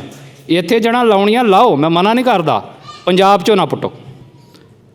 ਪੰਜਾਬ 'ਚੋਂ ਆਪਣੇ ਪਿੰਡ ਖਾਲੀ ਨਾ ਕਰੋ, ਆਪਣੇ ਘਰਾਂ ਨੂੰ ਉੱਥੋਂ ਵੇਚ ਕੇ ਨਾ ਆਓ। ਅਸੀਂ ਤੁਰ ਪਏ ਹਾਂ ਇਸ ਰਾਹ ਦੇ ਉੱਤੇ, ਅਸੀਂ ਵੇਚਣੇ ਸ਼ੁਰੂ ਕਰਤੇ ਆ ਵੀ ਨਹੀਂ ਯਾਰ ਉੱਥੇ ਕੌਣ ਰਹਿਣ ਡਿਆ ਵਾ, ਇੱਟਾਂ ਜਾਂ ਚੁੱਲ੍ਹਿਆਂ 'ਚ ਘਾਹ ਗੂਗਾ, ਜਿੰਨੇ ਦਾ ਵੇਚਦਾ ਵੇਚੋ। ਇੱਧਰ ਜਿਹੜੀਆਂ ਆਪਣੀਆਂ ਕਿਸ਼ਤਾਂ ਆ ਉਹ ਦਿਓ, ਜਿਹੜਾ ਇੱਧਰ ਕਰਨ ਵਾਲਾ ਉਹ ਕਰੋ। ਮੈਂ ਤੁਹਾਡੀਆਂ ਮਜਬੂਰੀਆਂ ਸਮਝਦਾ ਹਾਂ ਕਿ ਤੁਸੀਂ ਸਾਰੇ ਲਗਭਗ ਕਿਸ਼ਤਾਂ ਦਿੰਦੇ ਹੋ ਇੱਧਰ, ਪਰ ਉਹਨਾਂ ਕਿਸ਼ਤਾਂ ਨੂੰ ਪੰਜਾਬ 'ਚੋਂ ਉਜਾੜਾ ਕਰਕੇ ਪੂਰੀਆਂ ਕਰਨ ਦੀ ਕੋਸ਼ਿਸ਼ ਨਾ ਕਰੋ। ਜੁੜੇ ਰਹੋ ਪੰਜਾਬ ਦੇ ਨਾਲ। ਇੱਕ ਦਿਨ ਆਏਗਾ ਅਸੀਂ ਨਾ ਲੈ ਪਾਵਾਂਗੇ, ਸਾਡੀ ਅਗਲੀ ਪੀੜ੍ਹੀ ਲੈ ਲੇਗੀ, ਪਰ ਜੇ ਪੰਜਾਬ ਦੇ ਨਾਲੋਂ ਟੁੱਟ ਗਏ ਨਾ ਤਾਂ ਮੈਨੂੰ ਦੱਸੋ ਲਵਾਂਗੇ ਕਿੱਥੇ। ਸੋ ਇਹ ਬੜੀ ਬਰੀਕੀ ਜੀ ਆ, ਬੜੀ ਬੇਸਿਕ ਜੀ ਗੱਲ ਆ। ਤੁਹਾਡੇ ਨਾਲ ਹੋਰ ਵੀ ਬਹੁਤ ਸਾਰੇ ਪ੍ਰਚਾਰਕ ਆ ਕੇ ਕਰਦੇ ਹੋਣਗੇ, ਪਰ ਮੇਰਾ ਜਿਹੜਾ ਕਹਿਣ ਦਾ ਮਕਸਦ ਉਹ ਸਿਰਫ ਇਹ ਹੈ ਵੀ ਜੇ ਹਿੰਦੁਸਤਾਨ ਤੋਂ ਆਜ਼ਾਦੀ ਲੈਣੀ ਆ ਤਾਂ ਪੰਜਾਬ 'ਚ ਜੜ੍ਹਾਂ ਪੁੱਟ ਕੇ ਵੀ ਨਹੀਂ ਜੇ ਮਿਲਣੀ। ਇਹ ਵੀ ਇੱਕ ਮੂਵਮੈਂਟ ਦਾ ਹਿੱਸਾ ਦਾ। ਜਦੋਂ ਅਸੀਂ ਕਹਿੰਦੇ ਨਾ ਸੰਘਰਸ਼ ਲੜ ਰਹੇ ਹਾਂ, ਅਤੇ ਸੰਘਰਸ਼ ਕਿਹਨੂੰ ਕਹਿੰਦੇ ਆ? ਸੰਘਰਸ਼ ਸ਼ਬਦ ਹੀ ਔਖਿਆਈ 'ਚੋਂ ਆਇਆ ਵੀ ਔਖਾ ਆ ਬੜਾ, ਮਤਲਬ ਇਹਦੇ ਵਿੱਚ ਕੁਰਬਾਨੀਆਂ ਦੇਣੀਆਂ ਪੈਂਦੀਆਂ ਵੀ ਬੜਾ ਸੰਘਰਸ਼ ਆ। ਅਸੀਂ ਆਮ ਵੀ ਕਹਿੰਦੇ ਤੁਹਾਡੇ ਜਿਹੜੇ ਬਜ਼ੁਰਗ ਇੱਥੇ ਆ ਕੇ ਸੈੱਟ ਹੋਏ ਹੋਣਗੇ, ਅਸੀਂ ਕਹਿੰਦੇ ਯਾਰ ਉਹਨਾਂ ਬੜਾ ਸੰਘਰਸ਼ ਕੀਤਾ ਸੈੱਟ ਹੋਣ ਦੇ ਲਈ, ਮਤਲਬ ਉਹਨਾਂ ਨੇ ਹਾਰਡਸ਼ਿਪ ਫੇਸ ਕੀਤੀਆਂ ਨੇ। ਅਤੇ ਸੰਘਰਸ਼ਾਂ ਦੇ ਵਿੱਚੋਂ ਇੱਕ ਸੰਘਰਸ਼ ਆ ਵੀ ਬੇਸ਼ੱਕ ਤੁਸੀਂ ਇੱਥੇ ਤੁਹਾਡੇ 'ਤੇ ਕਿੰਨੀਆਂ ਕਿਸ਼ਤਾਂ ਨੇ, ਤੁਸੀਂ ਇੱਥੇ ਦੇ ਕਿੰਨੇ ਲੋਨ ਲਏ ਨੇ, ਤੁਸੀਂ ਜੋ ਵੀ ਕੀਤਾ ਉਹਦੇ ਬਾਵਜੂਦ ਵੀ ਪੰਜਾਬ ਦੇ ਵਿੱਚੋਂ ਜੜ੍ਹਾਂ ਨਾ ਪੁੱਟੋ। ਇਹ ਵੀ ਇੱਕ ਸੰਘਰਸ਼ ਦਾ ਹਿੱਸਾ ਹੈ। ਸੋ ਉਹਨਾਂ ਸਾਰੀਆਂ ਚੀਜ਼ਾਂ ਨੂੰ ਤੁਸੀਂ ਜਿਹੜਾ ਆ ਉਹ ਆਪਣੇ ਧਿਆਨ ਦੇ ਵਿੱਚ ਰੱਖੋ। ਅਤੇ ਮੈਂ ਫਿਰ ਇਹ ਕਹਿ ਰਿਹਾ ਹਾਂ ਕਿ ਆਪਣੇ ਮਨਾਂ ਨੂੰ ਸਾਫ਼ ਕਰੋ, ਆਪਸੀ ਵਖਰੇਵਿਆਂ ਨੂੰ ਬੰਦ ਕਰ ਦਿਓ, ਔਰ ਦੁਸ਼ਮਣ ਦੀ ਤਾਕਤ ਨੂੰ ਪਹਿਚਾਣੋ। ਸਿਆਣਿਆਂ ਨੇ ਨਾ ਇੱਕ ਕਹਾਵਤ ਕਹੀ ਆ, ਵੈਸੇ ਤਾਂ ਅੰਗਰੇਜ਼ੀ ਦੀ ਆ, ਮੈਂ ਪੰਜਾਬੀ 'ਚ ਹੀ ਕਹਿਣੀ ਆ ਕਿਉਂਕਿ ਸਾਡੀ ਮੂਲ ਪੰਜਾਬੀ ਆ ਅਤੇ ਸਾਨੂੰ ਸਮਝ ਸੌਖੀ ਆ ਜਾਂਦੀ। ਉਹ ਕਹਿੰਦੇ ਦੁਸ਼ਮਣ ਨੂੰ ਤਗੜਾ ਸਮਝ ਕੇ ਲੜਨਾ ਨਾ, ਮਤਲਬ ਇਹ ਮੰਨ ਲੈਣਾ ਵੀ ਯਾਰ ਦੁਸ਼ਮਣ ਬੜਾ ਤਗੜਾ ਵਾ, ਛੱਡੋ ਪਰੇ ਕੀ ਲੜਾਈ ਲੜਨੀ, ਇਹ ਕਾਇਰਤਾ ਹੁੰਦੀ। ਪਰ ਦੁਸ਼ਮਣ ਨੂੰ ਕਮਜ਼ੋਰ ਸਮਝ ਕੇ ਉਹਦੇ ਨਾਲ ਲੜਨਾ ਮੂਰਖਤਾ ਹੈ। ਦੁਸ਼ਮਣ ਨੂੰ ਤਗੜਾ ਸਮਝ ਕੇ ਲੜਨਾ ਹੀ ਨਾ। ਸਾਡੇ ਸਿੱਖ ਕਈ ਕਹਿੰਦੇ ਆ ਉਹ ਯਾਰ ਇੰਡੀਆ ਬਹੁਤ ਤਗੜਾ ਹੋ ਗਿਆ, ਹੁਣ ਸਿੱਖਾਂ ਦੇ ਹਾਲਾਤ ਬੜੇ ਮਾੜੇ ਹੋ ਗਏ ਆ, ਹੁਣ ਨਹੀਂ ਆਜ਼ਾਦੀ ਮਿਲਣੀ, ਇਹ ਕਾਇਰਤਾ ਆ। ਪਰ ਇਹ ਮੰਨ ਲੈਣਾ ਵੀ ਕੱਲ੍ਹ ਨੂੰ ਦਿੱਲੀ ਢਾਹ ਲੈਣੀ ਹੈ ਜੀ, ਇਹ ਕਿਹੜੀ ਗੱਲ ਆ? ਇਹ ਠੀਕ ਹੈ, ਇੱਕ ਚੜ੍ਹਦੀ ਕਲਾ ਦਾ ਪ੍ਰਤੀਕ ਤਾਂ ਹੁੰਦਾ ਆ, ਪਰ ਉਹਦੀ ਕਲੀਅਰੈਂਸ ਨੂੰ ਨਾਲ ਆਪਣੇ ਕਲੀਅਰ ਵੀ ਹੋ ਮਾਈਂਡਾਂ ਦੇ ਵਿੱਚ ਵੀ ਦਿੱਲੀ ਹੋਣਾ ਜੋੜੀ ਵੀ ਨਿੱਕੀ ਨਹੀਂ ਰਹੀ। ਅਤੇ ਦੁਸ਼ਮਣ ਨੂੰ ਕਮਜ਼ੋਰ ਸਮਝ ਕੇ ਉਹਦੇ ਨਾਲ ਟੱਕਰ ਮਾਰਨੀ ਸਾਡੀ ਮੂਰਖਤਾ ਹੈ। ਸੋ ਉਹਦੀਆਂ ਵੀਕਨੈਸਿਸ ਅਤੇ ਉਹਦੀਆਂ ਸਟਰੈਂਥਸ ਦੋਵਾਂ ਨੂੰ ਸਮਝ ਕੇ ਆਪਣਾ ਸੰਘਰਸ਼ ਅੱਗੇ ਤੋਰੀਏ, ਔਰ ਫਾਲਤੂ ਦੇ ਵਿੱਚ ਆਪਣੀਆਂ ਜਿਹੜਾ ਐਨਰਜੀ ਆ, ਜਿਹੜਾ ਆਪਣਾ ਸਰਮਾਇਆ ਆ, ਜਿਹੜਾ ਆਪਣਾ ਸਮਾਂ ਆ, ਜਿਹੜੀ ਆਪਣੀ ਸਮਰੱਥਾ ਆ, ਉਹ ਵੇਸਟ ਨਾ ਕਰੀਏ। ਅਤੇ ਸਾਡਾ ਬਹੁਤ ਸਾਰਾ ਸਰਮਾਇਆ, ਸਮਰੱਥਾ, ਸਮਾਂ, ਸਰੀਰ ਅਸੀਂ ਫਾਲਤੂ ਟੌਪਿਕਸ ਦੇ ਵਿੱਚ ਵੇਸਟ ਕਰਦੇ, ਜਿਹੜੇ ਸਾਨੂੰ ਲੱਗਦਾ ਹੈ ਕਿ ਨਹੀਂ ਬੜੇ ਜ਼ਰੂਰੀ ਨੇ। ਕਿਉਂਕਿ ਜਿਹੜਾ ਬੰਦਾ ਕਰ ਰਿਹਾ ਹੁੰਦਾ ਉਹਨੂੰ ਲੱਗਦਾ ਇਹੀ ਸੰਘਰਸ਼ ਆ। ਕੋਈ ਮਰਿਆਦਾ ਦਾ ਰੌਲਾ ਪਾ ਕੇ ਬੈਠਾ, ਕੋਈ ਕੀ ਖਾਣਾ ਕੀ ਨਹੀਂ ਖਾਣਾ ਉਹਦਾ ਰੌਲਾ ਪਾ ਕੇ ਬੈਠਾ, ਕੋਈ ਪੱਗ ਕਿਹੜੀ ਬੰਨਣੀ ਕਿਹੜੀ ਨਹੀਂ ਬੰਨਣੀ ਇਹਦਾ ਰੌਲਾ ਪਾ ਕੇ ਬੈਠਾ, ਕੋਈ ਕਿਹੜਾ ਰੰਗ ਬੰਨਣਾ ਕਿਹੜਾ ਨਹੀਂ ਰੰਗ ਬੰਨਣਾ ਇਹਦਾ ਰੌਲਾ ਪਾ ਕੇ ਬੈਠਾ। ਮਤਲਬ ਇਹ ਕਿਹੜੇ ਟੌਪਿਕਸ ਦੇ ਵਿੱਚ ਅਸੀਂ ਪੈ ਗਏ? ਇਹ ਜਦੋਂ ਸਾਨੂੰ ਆਜ਼ਾਦੀ ਮਿਲ ਜਾਏਗੀ ਅਸੀਂ ਤੈਅ ਕਰ ਲਾਂਗੇ ਆਪਣੇ ਆਪ। ਕਈ ਮੇਰੇ ਵਰਗੇ ਝੰਡਿਆਂ ਦਾ ਰੌਲਾ ਪਾ ਕੇ ਬੈਠੇ ਆ, ਝੰਡਾ ਆਹ ਨਹੀਂ ਆਹ ਚੁੱਕੋ, ਆਹ ਨਹੀਂ ਆਹ ਚੁੱਕੋ, ਪਹਿਲਾਂ ਆਹ ਨਹੀਂ ਆਹ ਚੁੱਕੋ। ਮੈਂ ਕਹਿੰਦਾ ਅਸੀਂ ਸਾਰੇ ਤੈਅ ਕਰ ਲਾਂਗੇ। ਆਜ਼ਾਦੀ ਲੈਣ ਤੋਂ ਪਹਿਲਾਂ ਇੰਡੀਆ ਨੇ 7 ਤਰ੍ਹਾਂ ਦੇ ਝੰਡੇ ਅਪਣਾਏ ਨੇ, ਅੱਜ ਕਰ ਲਿਆ ਨਾ ਅਗਲਿਆਂ ਨੇ ਇੱਕ ਆਪਣਾ। ਸੋ ਜਿੱਦਣ ਆਜ਼ਾਦ ਹੋਵਾਂਗੇ ਅਸੀਂ ਵੀ ਇੱਕ ਕਰ ਲਾਂਗੇ। ਸੋ ਮਰਿਆਦਾ ਵੀ ਠੀਕ ਹੋ ਜਾਏਗੀ। ਜੋ ਅਸੀਂ ਕਰਨਾ ਚਾਹਾਂਗੇ ਅਸੀਂ ਆਜ਼ਾਦੀ ਲੈਣ ਤੋਂ ਬਾਅਦ 'ਚ ਕਰਾਂਗੇ, ਪਰ ਜਦੋਂ ਤੱਕ ਆਜ਼ਾਦ ਨਹੀਂ ਹੋ ਜਾਂਦੇ ਉਦੋਂ ਤੱਕ ਆਪਣੀ ਸਾਰੀ ਸਮਰੱਥਾ ਸਮਾਂ ਮੂਵਮੈਂਟ ਨੂੰ ਦਿਓ, ਆਜ਼ਾਦ ਹੋਣ ਵੱਲ ਤੁਰੋ। ਸੋ ਤੁਸੀਂ ਇੱਥੇ ਜਿਹੜੀਆਂ ਮੁਸੀਬਤਾਂ ਝੱਲਦੇ ਹੋ ਉਹਦੇ 'ਚ ਜਿਹੜੀਆਂ ਅਸੀਂ ਪੰਜਾਬ 'ਚ ਝੱਲਦੇ, ਮੈਂ 2-4 ਤੁਹਾਡੇ ਨਾਲ ਗੱਲਾਂ ਕਰਕੇ ਜਿਹੜੀ ਉਹ ਤੁਹਾਡੇ ਤੋਂ ਮਾਫੀ ਮੰਗ ਲੈਣੀ ਆ। ਤੁਹਾਡਾ ਸਮਾਂ ਕੀਮਤੀ ਆ। ਪੰਜਾਬ ਦੇ ਵਿੱਚ ਨੌਜਵਾਨ ਜਿਹੜਾ ਆ, ਮੇਨਲੀ ਮੈਂ ਨੌਜਵਾਨ ਨੂੰ ਫੋਕਸ ਕਰਾਂਗਾ। ਇੱਧਰ ਬੈਠਿਆਂ ਤੁਹਾਨੂੰ ਲੱਗਦਾ ਆ ਕਿ ਉਹ ਤਿਆਰ ਆ ਜਾਨਾਂ ਵਾਰਨ ਨੂੰ, ਇਵੇਂ ਲੱਗਦਾ ਸਾਨੂੰ। ਮਤਲਬ ਕੋਈ ਵੀ ਅਸੀਂ ਜਦੋਂ ਕਿਸੇ ਜਗ੍ਹਾ ਦੇ ਉੱਤੇ ਇਕੱਠ ਵੇਖਦੇ ਹਾਂ, ਸੰਗਤਾਂ ਵੇਖਦੇ ਹਾਂ, ਉਹਨਾਂ ਨੂੰ ਮਾਈਕਾਂ ਦੇ ਸਾਹਮਣੇ ਬੋਲਦਾ ਵੇਖਦੇ ਹਾਂ ਤਾਂ ਸਾਨੂੰ ਇੰਝ ਲੱਗਦਾ ਕਿ ਸਾਰਾ ਪੰਜਾਬ ਇਸ ਟਾਈਮ ਕੁਰਬਾਨੀ ਕਰਨ ਨੂੰ ਤਿਆਰ ਬੈਠਾ ਹੈ। ਨਹੀਂ, ਪਰ ਮੈਂ ਇਹ ਵੀ ਕਹਿਣਾ ਆ ਵੀ ਇਹਦਾ ਮਤਲਬ ਇਹ ਵੀ ਨਹੀਂਗਾ ਵੀ ਕੋਈ ਵੀ ਕੁਰਬਾਨੀ ਕਰਨ ਨੂੰ ਤਿਆਰ ਨਹੀਂਗਾ। ਹੈ ਨਾ ਵਿਰਲੇ ਨਾ ਹਿਨਕਣੇ ਵਿਰਲੇ ਨੇ ਜਿਹੜੇ ਕੁਰਬਾਨੀ ਕਰਨ ਨੂੰ ਅੱਜ ਵੀ ਤਿਆਰ ਬੈਠੇ ਨੇ। ਪਰ ਜਦੋਂ ਮੈਂ ਗੱਲ ਕਰ ਰਿਹਾ ਤਾਂ ਮੈਂ ਇਨ ਟੋਟੈਲਿਟੀ ਕਰ ਰਿਹਾ। ਇਨ ਟੋਟੈਲਿਟੀ ਪੰਜਾਬ ਦਾ ਨੌਜਵਾਨ ਅਜੇ ਸਿੱਧਾ ਸਟੇਟ ਦੇ ਨਾਲ ਕਨਫੈਡਰੇਸ਼ਨ ਦੇ ਵਿੱਚ ਆਉਣ ਲਈ ਤਿਆਰ ਨਹੀਂ ਹੈਗਾ। ਇਹ ਸੱਚਾਈ ਹੈ। ਕੋਈ ਮੰਨੇ ਤੇ ਚਾਹੇ ਨਾ ਮੰਨੇ, ਕੋਈ ਇਹਨੂੰ ਮੇਰੀ ਢੈਂਦੀ ਕਲਾ ਦਾ ਰੂਪ ਦੇ ਬੜੇ। ਮੈਂ ਇੱਕ ਵਾਰੀ ਕਿਸੇ ਸਟੇਜ ਤੋਂ ਬੋਲ ਕੇ ਉਤਰਿਆ, ਮੈਂ ਪੰਜਾਬ ਦੇ ਹਾਲਾਤ ਅਤੇ ਮਗਰੋਂ ਕਥਾਵਾਚਕ ਚੜ੍ਹਿਆ ਅਤੇ ਕਹਿਣ ਲੱਗ ਪਿਆ ਇੱਥੇ ਢੈਂਦੀ ਕਲਾ ਦੀਆਂ ਗੱਲਾਂ ਨਹੀਂ ਕਰਨੀਆਂ। ਹੁਣ ਇਹ ਢੈਂਦੀ ਕਲਾ ਅਤੇ ਅਸਲੀਅਤ, ਮਤਲਬ ਤੁਸੀਂ ਆਪਣੇ ਬੰਦਿਆਂ ਨੂੰ ਅਸਲੀਅਤ ਤੋਂ ਜਾਣੂ ਕਰਾਉਣਾ ਅਤੇ ਢੈਂਦੀ ਕਲਾ ਦੋਵੇਂ ਅਲੱਗ ਚੀਜ਼ਾਂ ਹੁੰਦੀਆਂ ਨੇ। ਪਰ ਹੁਣ ਕੌਣ ਸਮਝਾਵੇ? ਸਾਡੇ ਚੰਗੇ ਭਲੇ ਪ੍ਰਚਾਰਕਾਂ ਨੇ ਸਾਡੀ ਸੱਚਾਈ ਨੂੰ ਬਿਆਨ ਕਰਨ ਨੂੰ ਢੈਂਦੀ ਕਲਾ ਦਾ ਨਾਂ ਦੇ ਦਿੱਤਾ ਵੀ ਇਹ ਤਾਂ ਢੈਂਦੀ ਕਲਾ ਦੀਆਂ ਗੱਲਾਂ ਨੇ। ਨਹੀਂ, ਜਿਹੜੀ ਮੈਂ ਗੱਲ ਪਹਿਲਾਂ ਵੀ ਕਹੀ ਵੀ ਆਪਣੀਆਂ ਅਤੇ ਦੁਸ਼ਮਣ ਦੀਆਂ ਕਮਜ਼ੋਰੀਆਂ ਅਤੇ ਸਟਰੈਂਥ ਸਾਨੂੰ ਪਹਿਚਾਨਣੀਆਂ ਚਾਹੀਦੀਆਂ ਨੇ। ਅਤੇ ਜੇ ਅੱਜ ਦਾ ਨੌਜਵਾਨ ਤਿਆਰ ਨਹੀਂ ਆ ਤਾਂ ਉਹਦਾ ਇੱਕ ਕਾਰਨ ਆ ਵੀ ਉਹ ਜਥੇਬੰਦ ਨਹੀਂਗਾ। ਪਿਛਲੇ ਸਮਿਆਂ 'ਚ ਨਾ ਸਾਡੇ ਨੌਜਵਾਨਾਂ 'ਚ ਇੱਕ ਗੱਲ ਬੜੀ ਭਾਰੂ ਹੋਈ ਆ, ਜੀ ਮੈਂ ਇਕੱਲਾ ਹੀ ਹਾਂ ਜਿੱਥੇ ਸੇਵਾ ਕਰਨੀ, ਗੁਰੂ ਮਹਾਰਾਜ ਨੇ ਲੈਣੀ ਹੋਈ ਲੈ ਲਾਂਗੇ, ਅਸੀਂ ਕਿਸੇ ਜਥੇਬੰਦੀ ਨਾਲ ਨਹੀਂ ਜੁੜਨਾ। ਆਮ ਤੁਸੀਂ ਸੁਣਿਆ ਹੋਊਗਾ ਪੰਜਾਬ ਦੇ ਵਿੱਚ ਤੁਸੀਂ ਗੱਲ ਕਰੋਗੇ ਇਕੱਲੇ ਬੜੇ ਤੁਰੇ ਫਿਰਦੇ ਨੇ, ਤੁਹਾਨੂੰ ਲੱਗਦਾ ਯਾਰ ਇੰਨੇ ਤੁਰੇ ਫਿਰਦੇ ਨੇ, ਇੰਨੀਆਂ ਜਥੇਬੰਦੀਆਂ ਨੇ, ਬਣਦਾ ਫਿਰ ਕੁਝ ਨਹੀਂ। ਉਹ ਅਸਲ 'ਚ ਇਕੱਲੇ ਤੁਰੇ ਫਿਰਦੇ ਕਈ। ਸੋ ਇਕੱਲੇ ਰਹਿਆਂ ਗੱਲ ਨਹੀਂ ਬਣਨੀ। ਸਿੱਖ ਨੂੰ ਗੁਰੂ ਮਹਾਰਾਜ ਨੇ ਜਥੇਬੰਦ ਕੀਤਾ ਹੈ। ਸੋ ਅਸੀਂ ਜਥੇਬੰਦ ਹੋਈਏ। ਮੈਂ ਨਹੀਂ ਕਹਿੰਦਾ ਵੀ ਤੁਸੀਂ ਦਲ ਖਾਲਸਾ ਨਾਲ ਜਥੇਬੰਦ ਹੋ, ਜਿਹਦੇ ਨਾਲ ਤੁਹਾਡੀ ਟਿਊਨਿੰਗ ਹੁੰਦੀ ਹੈ ਔਰ ਜਿਸ ਲਾਈਨ 'ਚ ਹੁੰਦੀ ਹੈ ਟਿਊਨਿੰਗ ਕਰੋ, ਪਰ ਜਥੇਬੰਦ ਹੋਵੋ। ਔਰ ਆਪਣੇ ਬੈਠੇ ਪੰਜਾਬ ਨੌਜਵਾਨਾਂ ਨੂੰ ਇਹ ਗੱਲ ਸਮਝਾਓ ਵੀ ਕਿਸੇ ਇੱਕ ਜਥੇਬੰਦੀ ਦੇ ਨਾਲ, ਜਿਹਦੇ ਨਾਲ ਵੀ ਤੁਹਾਡੀ ਸਾਂਝ ਬਣਦੀ ਹੈ, ਜਿਹਦੇ ਨਾਲ ਵੀ ਤੁਹਾਡੀ ਇਕਸੁਰਤਾ ਹੁੰਦੀ ਆ, ਉਹਦੇ ਨਾਲ ਜਥੇਬੰਦ ਜ਼ਰੂਰ ਹੋਵੋ। ਔਰ ਜਥੇਬੰਦ ਹੋ ਕੇ ਜਦੋਂ ਕੰਮ ਕਰੋਗੇ ਨਾ ਤਾਂ ਫਿਰ ਜਥੇਬੰਦੀਆਂ ਤੁਹਾਨੂੰ ਤਿਆਰ ਕਰਦੀਆਂ ਨੇ ਜਦੋਂ ਤੁਸੀਂ ਕੋਈ ਵੀ ਤਰ੍ਹਾਂ ਦੀ ਕੁਰਬਾਨੀ ਕਰਨ ਦੇ ਲਈ ਤਿਆਰ ਹੋ ਜਾਂਦੇ ਹੋ। ਜਿਵੇਂ ਇੱਥੋਂ ਭਾਈ ਸਾਹਿਬ ਕਥਾ ਕਰਕੇ ਗਏ, ਮਤਲਬ ਗੁਰੂ ਮਹਾਰਾਜ ਦਾ ਪ੍ਰਚਾਰ ਇੰਨਾ ਹੀ, ਉਹਨਾਂ ਦਾ ਗੁਰੂ ਦੇ ਨਾਲ ਪ੍ਰੇਮ ਇੰਨਾ ਹੀ ਵੀ ਉਹ ਕੋਈ ਵੀ ਕੁਰਬਾਨੀ ਕਰਨ ਨੂੰ ਭਾਈ ਜਾਨੀ ਜਿਹੜੇ ਤੇ ਤਿਆਰ ਹੋ ਜਾਂਦੇ ਨੇ। ਉਹ ਜਿਹੜਾ ਪ੍ਰੇਮ ਆ ਉਹ ਜਥੇਬੰਦੀਆਂ ਦੇ ਪ੍ਰਚਾਰ 'ਚੋਂ ਆਉਂਦਾ ਹੈ। ਸੋ ਉਹਦੇ ਲਈ ਆਪਣੇ ਨੌਜਵਾਨਾਂ ਤਿਆਰ ਕਰੋ। ਜੇ ਲੰਮੀ ਲੜਾਈ ਲੜਨੀ ਆ ਤਾਂ ਮੈਂ ਨਹੀਂ ਕਹਿੰਦਾ ਵੀ ਵਿਰਲੇ ਟਾਵੇਂ ਜਿਹੜੇ ਉਹ ਕੁਰਬਾਨੀ ਨਹੀਂ ਕਰਦੇ। ਜਿਵੇਂ ਸੰਦੀਪ ਸਿੰਘ ਸੰਨੀ ਆ, ਉਹ ਬੇਸ਼ੱਕ ਕਿਸੇ ਜਥੇਬੰਦੀ ਨਾਲ ਨਹੀਂ, ਉਹ ਸੇਵਾ ਜਿਹੜੀ ਲੈਣੀ ਉਹਨੂੰ ਗੁਰੂ ਮਹਾਰਾਜ ਲੈ ਗਏ ਨੇ। ਇੱਦਾਂ ਹੋਰ ਵੀ ਬਹੁਤ ਸਾਰੇ ਨੇ ਜਿਹੜੇ ਕਿਸੇ ਜਥੇਬੰਦੀ ਨਾਲ ਨਹੀਂ ਹੁੰਦੇ, ਪਰ ਸੇਵਾ ਜਦੋਂ ਕਰਨੀ ਹੁੰਦੀ ਹੈ ਗੁਰੂ ਮਹਾਰਾਜ ਨੇ ਲੈਣੀ ਹੁੰਦੀ ਹੈ, ਲੈ ਲੈਂਦੇ ਨੇ। ਬਟ ਇਨ ਟੋਟੈਲਿਟੀ ਮੈਂ ਫਿਰ ਸ਼ਬਦ ਵਰਤ ਰਿਹਾ ਵੀ ਜਦੋਂ ਤੁਸੀਂ ਮੈਕਸੀਮਮ ਸਕੇਲ ਦੇ ਉੱਤੇ ਗੱਲ ਵੇਖਦੇ ਹੋ ਤਾਂ ਉਹਦੇ ਲਈ ਜਥੇਬੰਦ ਹੋਣਾ ਬਹੁਤ ਜ਼ਰੂਰੀ। ਇਕੱਲਾ ਪੰਜਾਬ 'ਚ ਨਹੀਂ, ਇੱਧਰ ਵੀ ਹੋਣਾ ਜ਼ਰੂਰੀ। ਔਰ ਜਿਹੜੀਆਂ ਜਥੇਬੰਦੀਆਂ ਇੱਧਰ ਕੰਮ ਕਰਦੀਆਂ ਨੇ ਉਹਦਾ ਪੰਜਾਬ ਵਾਲੀਆਂ ਜਥੇਬੰਦੀਆਂ ਦੇ ਨਾਲ ਕਨੈਕਸ਼ਨ ਹੋਣਾ ਬਹੁਤ ਜ਼ਰੂਰੀ। ਅਸੀਂ ਆਪਣੀਆਂ ਥਾਵਾਂ ਦੇ ਉੱਤੇ ਪਰਸੈਪਸ਼ਨ ਬਣਾ ਕੇ ਵੀ ਨਹੀਂ ਫਲਾਨਾ ਅਖੌਤੀ ਪੰਥਕ ਆ, ਫਲਾਨਾ ਸਰਕਾਰੀ ਆ, ਫਲਾਨਾ ਆਹ ਨਹੀਂ ਕਰਦਾ, ਫਲਾਨਾ ਉਹ ਨਹੀਂ ਕਰਦਾ, ਅਸੀਂ ਇੱਕ ਦੂਜੇ ਵੱਲ ਨੂੰ ਪਿੱਠ ਕਰਕੇ ਖਲੋ ਗਏ। ਸੋ ਮੈਨੂੰ ਲੱਗਦਾ ਹੈ ਕਿ ਅਸੀਂ ਇੱਕ ਦੂਜੇ ਵੱਲ ਨੂੰ ਸਾਂਝ ਦੇ ਹੱਥ ਵਧਾਈਏ। ਇਹਦੋਂ ਪਹਿਲਾਂ ਕਿ ਤੁਸੀਂ ਕਿਸੇ ਵੀ ਤਰ੍ਹਾਂ ਦੀ ਹੋਰ ਮਦਦ ਕਰੋ, ਮੈਂ ਤੁਹਾਡੇ ਤੋਂ ਇਹ ਮਦਦ ਜ਼ਰੂਰ ਮੰਗਦਾ ਹਾਂ ਕਿ ਪੰਜਾਬ ਦੇ ਨਾਲ ਨਾਤਾ ਜ਼ਰੂਰ ਜੋੜੋ, ਪੰਜਾਬ ਦੀਆਂ ਜਥੇਬੰਦੀਆਂ ਦੇ ਨਾਲ ਆਪਣਾ ਇੱਕ ਕਨੈਕਸ਼ਨ ਜ਼ਰੂਰ ਜੋੜੋ। ਜਿਹੜੇ ਖਾਸ ਤੌਰ 'ਤੇ ਨੌਜਵਾਨ ਇੱਧਰ ਕੰਮ ਕਰਦੇ ਨੇ, ਜਿਹੜੀਆਂ ਜਥੇਬੰਦੀਆਂ ਇੱਧਰ ਬਹਿ ਕੇ ਕੰਮ ਕਰਦੀਆਂ ਨੇ, ਉਹਨਾਂ ਨੂੰ ਖਾਸ ਤੌਰ ਦੇ ਉੱਤੇ ਮੇਰੀ ਅਪੀਲ ਹੈ ਵੀ ਇੱਕ ਟਿਊਨਿੰਗ ਦੇ ਵਿੱਚ ਆਈਏ। ਅਤੇ ਟਿਊਨਿੰਗ ਦੇ ਵਿੱਚ ਆਉਣ ਲਈ ਤੁਸੀਂ ਆਮ ਵੇਖਿਆ ਹੋਊਗਾ ਜਦੋਂ ਸਾਡੇ ਕੀਰਤਨੀਏ ਸਿੰਘ ਕੀਰਤਨ ਕਰਨ ਲੱਗਦੇ ਨੇ ਜਾਂ ਢਾਡੀ ਪ੍ਰਚਾਰਕ ਕੋਈ ਵਾਰਾਂ ਗਾਉਣ ਲੱਗਦੇ ਨੇ ਅਤੇ ਉਹ ਪਹਿਲਾਂ ਸਾਜ਼ਾਂ ਨੂੰ ਛੇੜਦੇ ਨੇ। ਉਹ ਕਿਸੇ ਦੀ ਕਈ ਵਾਰੀ ਕੋਈ ਸਾਜ਼ ਤਾਂ ਚੱਲ ਜਾਂਦਾ, ਕੋਈ ਠਾਂ ਚੱਲ ਜਾਂਦਾ ਆ, ਕਈ ਵਾਰੀ ਸਾਨੂੰ ਮਤਲਬ ਹਾਰਮੋਨੀਅਮ ਦੀ ਆਵਾਜ਼ ਜ਼ਿਆਦਾ ਸੁਣਨ ਲੱਗ ਪੈਂਦੀ, ਕਈ ਵਾਰੀ ਢੋਲਕੀ ਦੀ, ਕਈ ਵਾਰੀ ਵਿੱਚ ਥੋੜੇ ਵੀ ਵੱਜਦੇ ਨੇ। ਮਤਲਬ ਇਹ ਸਾਰੀਆਂ ਚੀਜ਼ਾਂ ਸ਼ੁਰੂਆਤ 'ਚ ਹੋਣਗੀਆਂ, ਅਸੀਂ ਬੇਸੁਰੇ ਵੀ ਹੋਵਾਂਗੇ ਸ਼ੁਰੂਆਤ ਦੇ ਵਿੱਚ, ਬਹੁਤ ਸਾਰੀਆਂ ਚੀਜ਼ਾਂ ਦੇ ਉੱਤੇ ਡਿਸਐਗਰੀ ਵੀ ਕਰਾਂਗੇ। ਪਰ ਜਦੋਂ ਇੱਕ ਸਮਾਂ ਆਏਗਾ ਨਾ ਅਤੇ ਫਿਰ ਇਹੋ ਜਿਹੀ ਟਿਊਨਿੰਗ ਦੇ ਵਿੱਚ ਵੀ ਆ ਜਾਵਾਂਗੇ ਜਿਹਦੇ ਵਿੱਚ ਰਸ ਆਉਣਾ ਸ਼ੁਰੂ ਹੋ ਜਾਏਗਾ, ਜਿਹਦੇ ਵਿੱਚ ਅਸੀਂ ਇੱਕ ਸਹੀ ਟਿਊਨਿੰਗ ਦੇ ਵਿੱਚ ਚਲੇ ਜਾਵਾਂਗੇ। ਉਹਦੇ ਲਈ ਸਮਾਂ ਦਿਓ।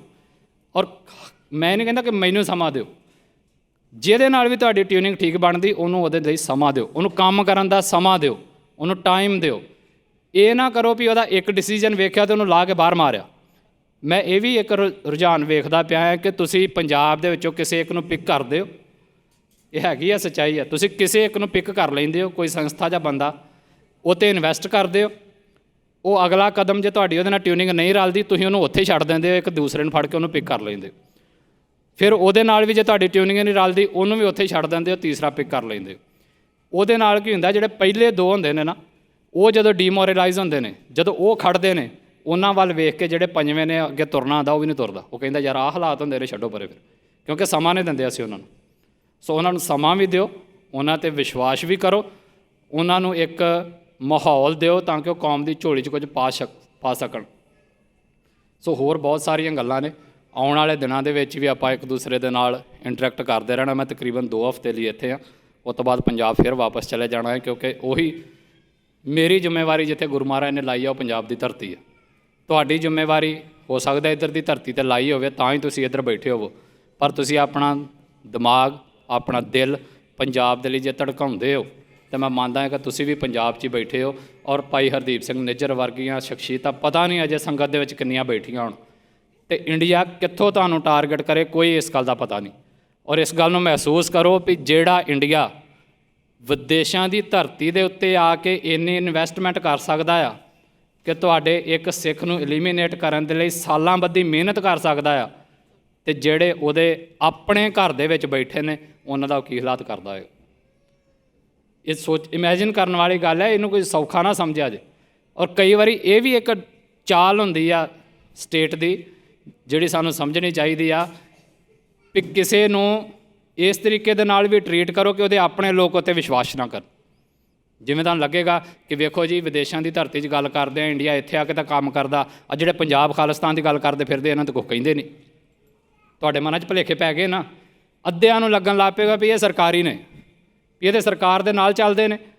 ਜਦੋਂ ਆਲੇ ਦੁਆਲੇ ਪੁਲਿਸ ਤੁਰੀ ਜਾ ਰਹੀ ਹੋਏਗੀ, ਵਿੱਚ ਦਲ ਖਾਲਸਾ ਦਾ ਮਾਰਚ ਖਾਲਿਸਤਾਨ ਜਿੰਦਾਬਾਦ ਕਰਦਾ ਜਾ ਰਿਹਾ ਹੈਗਾ, ਅੱਧੇ ਕਹਿਣਗੇ ਲੈ ਪੁਲਿਸ ਨਾਲ ਤੁਰੀ ਫਿਰਦੀ ਹੋ, ਖਾਲਿਸਤਾਨ ਜਿੰਦਾਬਾਦ ਕਹਿੰਦੇ ਫਿਰਦੇ ਹੋ, ਇਹਨਾਂ ਨੇ ਤਾਂ ਕੋਈ ਕਹਿੰਦਾ ਨਹੀਂ, ਤਾਂ ਤੁਸੀਂ ਇੱਕ ਖਾਲਿਸਤਾਨ ਦਾ ਨਾਂ ਕੰਧ 'ਤੇ ਲਿਖ ਦਿਓ, ਨੌਜਵਾਨਾਂ ਨੂੰ ਚੁੱਕ ਕੇ ਜੇਲ੍ਹ 'ਚ ਸੁੱਟ ਦਿੰਦੇ ਨੇ। ਇਹਨਾਂ ਨੂੰ ਕਿਉਂ ਨਹੀਂ ਕੋਈ ਕਹਿੰਦਾ? ਇੱਕ ਤਰੀਕਾ ਹੁੰਦਾ ਸਟੇਟ ਦਾ, ਉਹਨੇ ਕੁਝ ਨਹੀਂ ਕਹਿਣਾ, ਪਰ ਅੱਧਿਓਂ ਜ਼ਿਆਦਾ ਤੁਹਾਡੀ ਕੌਮ ਦੇ ਵਿੱਚ ਤੁਹਾਡੇ ਪ੍ਰਤੀ ਸ਼ੰਕੇ ਪੈਦਾ ਕਰ ਦੇਣੇ ਵੀ ਇਹਨਾਂ ਨੂੰ ਕਿਉਂ ਨਹੀਂ ਕੁਝ ਕਿਹਾ ਜਾਂਦਾ। ਸੋ ਸਰਕਾਰ ਬਹੁਤ ਸਾਰੇ ਹੱਥਕੰਡੇ ਵਰਤਦੀ ਹੈ। ਸਭ ਤੋਂ ਪਹਿਲਾ ਹੱਥਕੰਡਾ ਹੁੰਦਾ ਡਰਾ ਲਓ। ਡਰਾਉਣ ਦਾ ਤਰੀਕਾ ਕੀ ਹੈ? ਕੋਈ ਨੌਜਵਾਨ ਤੁਰਿਆ, ਅਸੀਂ ਵੀ ਇਹਨਾਂ ਚੀਜ਼ਾਂ 'ਚੋਂ ਲੰਘੇ ਹਾਂ, ਹੋ ਸਕਦਾ ਤੁਹਾਡੇ ਤੋਂ ਬਹੁਤ ਸਾਰੇ ਲੋਕ ਲੰਘੇ ਹੋਣ। ਸ਼ਾਮ ਨੂੰ ਤੁਹਾਡੇ ਘਰ ਦੇ ਵਿੱਚ 2 ਪੁਲਿਸ ਵਾਲੇ ਆ ਜਾਣਗੇ, ਕੁਝ ਨਹੀਂ ਕਹਿਣਗੇ, ਕੋਈ ਮੰਦਾ ਚੰਗਾ ਨਹੀਂ, ਕੋਈ ਡਾਂਗ ਨਹੀਂ, ਕੋਈ ਕੁਝ ਨਹੀਂ, ਆ ਕੇ ਤੁਹਾਡੇ ਸੋਫਿਆਂ 'ਤੇ ਬਹਿਣਗੇ, ਚਾਹ ਪਾਣੀ ਪੀਣਗੇ, ਤੁਹਾਡੇ ਕੋਲ ਪੁੱਛਣਗੇ ਹਾਂਜੀ ਤੁਸੀਂ ਗਏ ਸੀ ਜੀ, ਤੁਸੀਂ ਤੁਰੇ ਸੀ ਜੀ, ਅੱਛਾ ਨਾਮ ਲਿਖਾ ਦਿਓ, ਪਿਤਾ ਦਾ ਨਾਮ ਲਿਖਾ ਦਿਓ, ਭੈਣਾਂ ਕਿੱਥੇ ਕਿੱਥੇ ਵਿਆਹੀਆਂ ਨੇ, ਜੀਜੇ ਕੀ ਕਰਦੇ ਨੇ, ਭੂਆ ਕਿੱਥੇ ਆ, ਫੁੱਫੜ ਕਿੱਥੇ ਆ, ਪੈੜੀ ਕਿੰਨੀ ਆ, ਕਿਹੜੀ ਜਗ੍ਹਾ 'ਤੇ ਹੋਰ ਪ੍ਰਾਪਰਟੀ ਆ, ਅੱਛਾ ਉਹ ਕੀ ਕਰਦਾ ਆ। ਇੰਨੀ ਗੱਲ ਕਰਨਗੇ ਅਤੇ ਚੁੱਪ ਕਰਕੇ ਘਰੋਂ ਚੱਲ ਜਾਣਗੇ। ਅੱਧਿਓਂ ਜ਼ਿਆਦਾ ਸਾਡੇ ਨੌਜਵਾਨ ਇੱਥੇ ਬਹਿ ਜਾਂਦੇ ਵੀ ਪਤਾ ਨਹੀਂ ਮੇਰੀ ਜਾਣਕਾਰੀ ਲੈ ਗਿਆ ਅਤੇ ਹੁਣ ਮੈਂ ਬਚਣਾ ਕਿ ਨਹੀਂ ਬਚਣਾ। ਅਗਲੀ ਗੱਲ ਆਉਂਦੀ ਵੀ ਜਿਹੜਾ ਇੱਥੋਂ ਨਹੀਂ ਡਰਦਾ ਉਹਨੂੰ ਕਿਸੇ ਹੋਰ ਤਰੀਕੇ ਨਾਲ ਡਰਾ ਲਓ। ਜਿਹੜਾ ਡਰ 'ਚੋਂ ਨਿਕਲ ਜਾਂਦਾ ਆ ਉਹਦੇ ਲਈ ਫਿਰ ਸਰਕਾਰ ਵਰਤਦੀ ਆ ਇਹਨੂੰ ਬਦਨਾਮ ਕਰੋ, ਇਹਨੂੰ ਸਰੀਰੋਂ ਨਾ ਮਾਰੋ, ਇਹਨੂੰ ਆਪਣੀ ਕੌਮ ਦੇ ਵਿੱਚ ਹੀ ਬਦਨਾਮ ਕਰ ਦਿਓ, ਇਹਨੂੰ ਬੇਇਤਫਾਕਿਆ ਕਰ ਦਿਓ। ਉਹ ਵੀ ਇੱਕ ਸਮਾਂ ਆਉਂਦਾ ਆ, ਅਤੇ ਉਹ ਬੇਇਤਫਾਕੀ ਦਾ ਇੱਕ ਸਮਾਂ ਉਹ ਆ ਜਿਹੜੀ ਐਗਜ਼ਾਮਪਲ ਮੈਂ ਤੁਹਾਨੂੰ ਪਹਿਲਾਂ ਦਿੱਤੀ ਆ ਵੀ ਇਹਨੂੰ ਇਗਨੋਰ ਹੀ ਇੰਨਾ ਮਾਰੋ, ਇਹਨੂੰ ਸਭ ਕੁਝ ਕਰਨ ਦਿਓ, ਇਹਨੂੰ ਕਹੋ ਕੁਝ ਨਾ ਵੀ ਇਹਦੀ ਕੌਮ ਇਹਨੂੰ ਲੱਗਣ ਲੱਗ ਪਏ ਵੀ ਲੈ ਇਹਨਾਂ ਤਾਂ ਕੁਛ ਕਹਿੰਦੇ ਨਹੀਂ, ਇਹ ਕਾਹਦੇ ਨੇ, ਇਹ ਤਾਂ ਸਰਕਾਰੀ ਨੇ। ਇਹ ਵੀ ਇੱਕ ਸਮਾਂ ਆਉਂਦਾ ਹੈ। ਤੀਸਰਾ ਸਮਾਂ ਵੀ ਆਉਂਦਾ ਫਿਰ ਇਸ ਤੋਂ ਬਾਅਦ ਵੀ, ਜਦੋਂ ਉਹਨਾਂ ਨੂੰ ਲੱਗੇ ਵੀ ਨਹੀਂ ਜੋ ਅਸੀਂ ਕਰਨਾ ਚਾਹੁੰਦੇ ਉਹ ਤਾਂ ਹੋ ਨਹੀਂ ਰਿਹਾ, ਵੀ ਇੱਦਾਂ ਦੀ ਤਾਂ ਲੋਕਾਂ ਤੱਕ ਰੀਚ ਵੱਧਦੀ ਜਾ ਰਹੀ ਆ। ਤੀਸਰਾ ਸਮਾਂ ਆਉਂਦਾ ਐਲੀਮੀਨੇਸ਼ਨ ਦਾ। ਫਿਰ ਉਹ ਕਹਿੰਦੇ ਨੇ ਮਤਾ ਐਲੀਮੀਨੇਟ ਕਰੋ। ਇਹ ਹੁੰਦਾ ਸਾਡੇ ਨਾਲ, ਸਾਰਾ ਕੁਝ ਹੁੰਦਾ। ਸਾਨੂੰ ਡਰਾਇਆ ਵੀ ਜਾਂਦਾ ਪੰਜਾਬ ਦੇ ਵਿੱਚ, ਸਾਨੂੰ ਤੁਹਾਡੇ ਵਿੱਚ ਬੇਇਤਫਾਕੀਆ ਵੀ ਕੀਤਾ ਜਾਂਦਾ, ਸਾਡੇ ਪ੍ਰਤੀ ਗਲਤ ਇਨਫੋਰਮੇਸ਼ਨ ਵੀ ਪਹੁੰਚਾਈ ਜਾਂਦੀ ਆ ਤੁਹਾਡੇ ਤੱਕ ਅਤੇ ਸਾਡੇ ਆਪਣੇ ਲੋਕਾਂ ਤੱਕ, ਅਤੇ ਸਾਨੂੰ ਐਲੀਮੀਨੇਟ ਵੀ ਕੀਤਾ ਜਾਂਦਾ। ਅਸੀਂ ਪਿਛਲੇ ਸਮਿਆਂ ਦੇ ਵਿੱਚ ਸਾਰਾ ਕੁਝ ਵੇਖਿਆ। ਸੋ ਇਹਨਾਂ ਸਾਰੀਆਂ ਚੀਜ਼ਾਂ ਨੂੰ ਸਾਨੂੰ ਧਿਆਨ 'ਚ ਰੱਖਣਾ ਚਾਹੀਦਾ ਹੈ। ਔਰ ਅਖੀਰ 'ਤੇ ਮੈਂ ਜਿਹੜੀ ਤੁਹਾਨੂੰ ਗੱਲ ਕਹਿਣੀ ਚਾਹੁੰਦਾ, ਜਿਹੜੀ ਮੈਂ ਪਹਿਲਾਂ ਵੀ ਕਹੀ, ਮੈਂ ਫਿਰ ਰਿਪੀਟ ਕਰਨੀ ਚਾਹੁੰਦਾ ਹਾਂ, ਜਿਹੜੀ ਚੀਜ਼ ਮਿਸਿੰਗ ਆ ਮੂਵਮੈਂਟ ਦੀ ਸੀਰੀਅਸਨੈਸ। ਅਸੀਂ ਮੁਲਕ ਬਣਾਉਣਾ ਆ, ਇੱਕ ਘਰ ਬਣਾਉਣਾ ਹੋਵੇ ਨਾ, ਅਤੇ ਤੁਸੀਂ ਕਿੰਨੀ ਖੋਜ ਕਰਦੇ ਹੋ, ਕਿੰਨੇ ਇੱਥੇ ਤੁਸੀਂ ਘਰ ਫਿਰਦੇ ਹੋ, ਇੱਥੇ ਤਾਂ ਕਿਰਾਏ ਲੈਣ ਲਈ ਕਿੰਨਾ ਫਿਰਨਾ ਪੈਂਦਾ। ਤੁਸੀਂ ਆਪਣਾ ਬਣਾਉਣਾ ਹੋਵੇ, ਆਪਣਾ ਖੜਾ ਕਰਨਾ ਹੋਵੇ, ਕਿੰਨੀ ਸੋਚ ਸਮਝ ਕੇ ਨੀਹਾਂ ਪੁੱਟਦੇ ਹਾਂ, ਕਿੰਨਾ ਸੋਚ ਸਮਝ ਕੇ ਨਕਸ਼ਾ ਬਣਾਉਂਦੇ ਹਾਂ, ਉੱਤੇ ਕਿੰਨਾ ਸਰਮਾਇਆ ਇਨਵੈਸਟ ਕਰਦੇ ਹਾਂ, ਉੱਤੇ ਆਪਣਾ ਕਿੰਨਾ ਦਿਮਾਗ ਇਨਵੈਸਟ ਕਰਦੇ ਹਾਂ ਵੀ ਇੱਥੇ ਆਹ ਲਾਈਟ ਲਾਉਣੀ ਆ, ਇੱਥੇ ਆਹ ਝੂਮਰ ਲੱਗੂਗਾ, ਇੱਦਾਂ ਦਾ ਦਰਵਾਜ਼ਾ ਲੱਗੂਗਾ, ਆਹ ਹੋਊਗਾ। ਮਤਲਬ ਅਸੀਂ ਪੂਰੇ ਸੀਰੀਅਸ ਹੁੰਦੇ ਹਾਂ ਆਪਣਾ ਘਰ ਬਣਾਉਣ ਲੱਗਿਆ। ਕਦੀ ਮਜ਼ਾਕ 'ਚ ਨਹੀਂ ਕਰਦੇ ਵੀ ਚੱਲ ਅੱਜ ਇੱਕ ਦਰਵਾਜ਼ਾ ਲਾ ਲਾ, ਬਾਅਦ 'ਚ ਰਹਿਣ ਦੇ, ਇੱਧਰਲੀ ਕੰਧ ਕਰ ਲਾ, ਇੱਧਰਲੀ ਰਹਿਣ ਦੇ, ਉੱਪਰ ਛੱਤ ਰਹਿਣ ਦੇ, ਕੰਧਾਂ ਖੜੀਆਂ ਕਰ ਲਾ ਕੱਲੀਆਂ। ਕਦੀ ਇੱਦਾਂ ਨਹੀਂ ਕਰਦੇ, ਕਿਉਂਕਿ ਅਸੀਂ ਘਰ ਬਣਾਉਣ ਲੱਗਿਆ ਸੀਰੀਅਸ ਹੁੰਦੇ। ਪਰ ਜਦੋਂ ਮੂਵਮੈਂਟ ਦੀ ਗੱਲ ਆਉਂਦੀ ਸਾਡੇ ਵਿੱਚ ਸੀਰੀਅਸਨੈਸ ਗਾਇਬ ਹੋ ਜਾਂਦੀ। ਸਾਨੂੰ ਲੱਗਦਾ ਨਹੀਂ ਆਹ ਕਰ ਲਓ, ਇਹਨੂੰ ਛੱਡੋ ਪਰੇ, ਇਹਨੂੰ ਕਰ ਲਓ, ਆਹ ਛੱਡੋ ਪਰੇ। ਸੋ ਸਾਰਾ ਕੁਝ ਲੈ ਕੇ ਚੱਲਣਾ ਪੈਣਾ। ਸੋ ਉਸ ਸਾਰੇ ਕੁਝ ਦੇ ਵਿੱਚੋਂ ਤੁਹਾਡੇ ਸਾਰਿਆਂ ਦੇ ਕੋਲ ਕੁਝ ਨਾ ਕੁਝ ਪਿਆ ਹੈ। ਸੋ ਜੋ ਵੀ ਤੁਹਾਡੇ ਕੋਲ ਪਿਆ ਹੈ, ਜਿਹੜੇ ਮੈਂ ਪਿਛਲਾ ਫੈਕਟਰ ਗਿਣਾਏ ਨੇ ਉਹਦੇ ਵਿੱਚੋਂ, ਉਹ ਕੌਮ ਨੂੰ ਦਿਓ। ਔਰ ਦੇਣ ਦੀ ਸ਼ੁਰੂਆਤ ਤੁਹਾਡੀ ਇਮਾਨਦਾਰੀ ਤੋਂ ਸ਼ੁਰੂ ਹੋਣੀ ਹੈ। ਜੇ ਬੇਈਮਾਨੀ 'ਚੋਂ ਦਿਓਗੇ ਤਾਂ ਉਹ ਕਿਸੇ ਪਾਸੇ ਨਹੀਂ ਜਾਣਾ। ਨਾ ਸਮਾਂ, ਨਾ ਸਲਾਹ ਵੀ ਲੋਕ ਦਿੰਦੇ ਨੇ ਬੇਈਮਾਨੀ 'ਚੋਂ। ਨਾ ਸਮਾਂ, ਨਾ ਸਲਾਹ, ਨਾ ਤੁਹਾਡੀ ਸਮਰੱਥਾ, ਨਾ ਤੁਹਾਡਾ ਸਾਥ। ਜੇ ਇਹਨਾਂ 'ਚ ਸਾਰੀਆਂ ਚੀਜ਼ਾਂ ਦੇ ਵਿੱਚ ਇਮਾਨਦਾਰੀ ਨਹੀਂ ਹੈਗੀ, ਯੂਜ਼ਲੈਸ ਹੈ। ਸੋ ਪਹਿਲਾਂ ਇਮਾਨਦਾਰੀ, ਫਿਰ ਸਪਸ਼ਟਤਾ, ਫਿਰ ਸਾਥ, ਸਮਾਂ, ਸਰਮਾਇਆ, ਸਭ ਕੁਝ ਚਾਹੀਦਾ ਹੁੰਦਾ ਮੂਵਮੈਂਟ ਚਲਾਉਣ ਦੇ ਲਈ।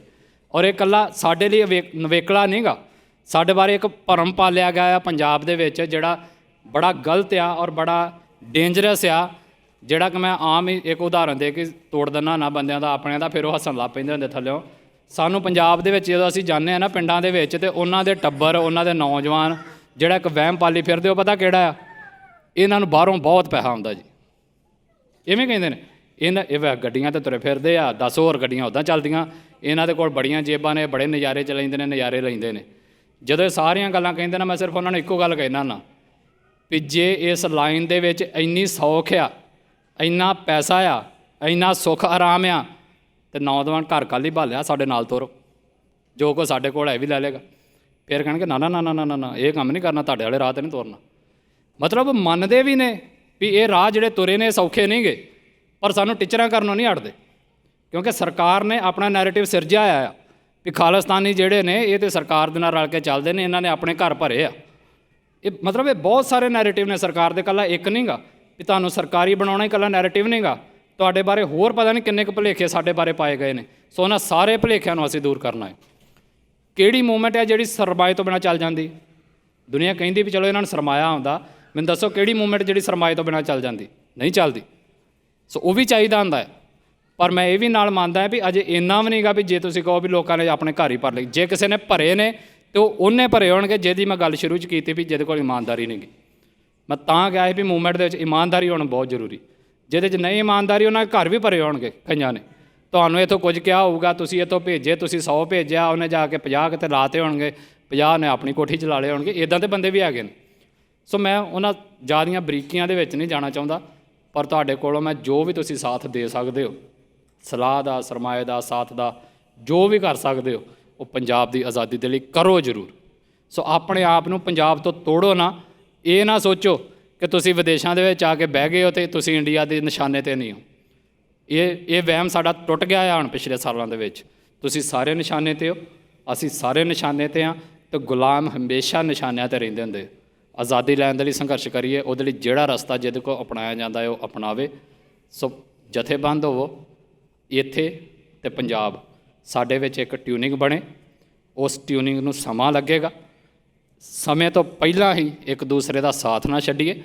ਕੋਈ ਵੀ ਗਲਤਫਹਿਮੀ ਆ, ਮੈਨੂੰ ਤੁਹਾਡੇ ਬਾਰੇ ਜਾਂ ਤੁਹਾਨੂੰ ਮੇਰੇ ਬਾਰੇ, ਸਿੱਧਾ ਰਾਬਤਾ ਕਰੀਏ। ਸੋਸ਼ਲ ਮੀਡੀਆ ਵਾਲੀ ਦੁਨੀਆ 'ਚ ਬਾਹਰ ਨਿਕਲੀਏ। ਅੱਜ ਤੇ social media completely controlled by government ਆ। ਸਾਨੂੰ ਪਿੱਛੇ ਜੇ ਲੱਗਾ ਸੀ ਵੀ ਸਿੱਖਾਂ ਨੇ ਸੋਸ਼ਲ ਮੀਡੀਆ 'ਤੇ ਬਹੁਤ ਪ੍ਰਚਾਰ ਕੀਤਾ। ਸਟੇਟ ਉਹੀ ਪ੍ਰਚਾਰ ਹੋਣ ਦੇਣਾ ਚਾਹੁੰਦੀ ਹੈ ਜੋ ਉਹ ਚਾਹੁੰਦੀ ਹੈ ਕਿ ਹੋਵੇ। ਨਹੀਂ ਤਾਂ ਤੁਸੀਂ ਪੰਜਾਬ ਵਾਲਿਆਂ ਨੂੰ ਪੁੱਛ ਕੇ ਵੇਖੋ, ਇੱਥੋਂ ਤੱਕ ਕਿ ਇੱਥੇ ਵਾਲੇ ਵੀ, ਜਿਹੜਾ ਬੰਦਾ ਕੌਮ ਦੇ ਵਿੱਚ ਇਕਸੁਰਤਾ ਲਿਆਉਣ ਦੀ ਕੋਸ਼ਿਸ਼ ਕਰਦਾ, ਸਭ ਖਾਤੇ ਬੰਦ ਨੇ, ਨਹੀਂ ਚੱਲਦੇ। ਔਰ ਅਸੀਂ ਗਵਾਹ ਹਾਂ ਇਸ ਚੀਜ਼ ਦੇ, ਤੁਸੀਂ ਵੀ, ਤੁਹਾਡੇ 'ਚੋਂ ਬਹੁਤ ਸਾਰੇ ਗਵਾਹ ਨੇ। ਔਰ ਇਕੱਲੇ ਫੇਸਬੁੱਕ 'ਤੇ ਬੰਦ ਨਹੀਂ ਹੁੰਦੇ, ਇੰਸਟਾਗ੍ਰਾਮ, ਟਵਿੱਟਰ, ਯੂਟਿਊਬ, ਵਟਸਐਵਰ, ਜਿਹੜਾ ਵੀ ਤੁਹਾਡੇ ਕੋਲ ਆਪਣੀ ਕੌਮ ਤੱਕ ਪਹੁੰਚਣ ਦਾ ਮਾਧਿਅਮ ਆ, ਇੱਥੋਂ ਤੱਕ ਕਿ ਉਹਨਾਂ ਦੀਆਂ ਆਪਣੀਆਂ ਅਖਬਾਰਾਂ, ਸਾਰਿਆਂ 'ਚ ਤੁਸੀਂ ਬਲੈਕ ਆਊਟ ਹੋ। ਬਟ ਉਹ ਇਸ਼ੂ ਜਿਹੜੇ ਤੁਹਾਡੇ 'ਚ ਪਾੜ ਪਾਉਣਗੇ, ਜਿਹੜੇ ਤੁਹਾਡੇ ਵਿੱਚ ਦਫਾੜ ਕਰਨਗੇ, ਉਹ ਚਾਹੇ ਜਿਹੜਾ ਮਰਜ਼ੀ ਪਾਵੇ, ਉਹਨੂੰ ਬਹੁਤ ਪ੍ਰਚਾਰਿਆ ਜਾਂਦਾ। ਉਹ ਖਾਤੇ ਬਿਲਕੁਲ ਬੰਦ ਨਹੀਂ ਹੋਣਗੇ। ਸੋ ਸੋਸ਼ਲ ਮੀਡੀਆ ਦੀ ਰਿਐਲਿਟੀ, ਜਿਹੜੀ ਵਰਚੁਅਲ ਰਿਐਲਿਟੀ ਆ, ਉਹਨੂੰ ਵਰਤੋ ਜਿੰਨਾ ਕੁ ਤੁਸੀਂ ਆਪਣੇ ਲਈ ਵਰਤ ਸਕਦੇ ਹੋ, ਵਰਤੋ। ਬਟ ਉਹਦੇ ਵਿੱਚੋਂ ਹੀ ਕੌਮ ਦੀ ਆਜ਼ਾਦੀ ਲੱਭਣਾ, ਉਹਨੂੰ ਬੰਦ ਕਰੋ। ਗਰਾਊਂਡ ਦੇ ਨਾਲ ਜੁੜੀਏ, ਗਰਾਊਂਡ ਦੇ ਉੱਤੇ ਜਿਹੜੀਆਂ ਮੁਸੀਬਤਾਂ ਨੇ ਉਹਨਾਂ ਨੂੰ ਸਮਝੀਏ, ਜੋ ਤੁਹਾਡੀਆਂ ਇੱਥੇ ਮੁਸੀਬਤਾਂ ਨੇ ਉਹਨਾਂ ਨੂੰ ਅਸੀਂ ਸਮਝੀਏ, ਔਰ ਇੱਕ ਦੂਸਰੇ ਦੇ ਨਾਲ ਸਾਂਝ ਬਣਾ ਕੇ ਕੌਮ ਦੀ ਆਜ਼ਾਦੀ ਦੇ ਲਈ ਆਪਣਾ ਇੱਕ ਘਰ ਖਾਲਿਸਤਾਨ ਦੀ ਪ੍ਰਾਪਤੀ ਲਈ ਸੰਘਰਸ਼ ਕਰੀਏ। ਇਹਨਾਂ ਹੀ ਗੱਲਾਂ ਦੇ ਨਾਲ ਮੈਂ ਤੁਹਾਡੇ ਸਾਰਿਆਂ ਤੋਂ ਖਿਮਾ ਮੰਗਦਾ। ਹੋਈਆਂ ਬੇਅੰਤ ਭੁੱਲਾਂ ਚੁੱਕਾਂ ਦੀ ਖਿਮਾ ਜੀ। ਵਾਹਿਗੁਰੂ ਜੀ ਕਾ ਖਾਲਸਾ, ਵਾਹਿਗੁਰੂ ਜੀ ਕੀ ਫਤਿਹ।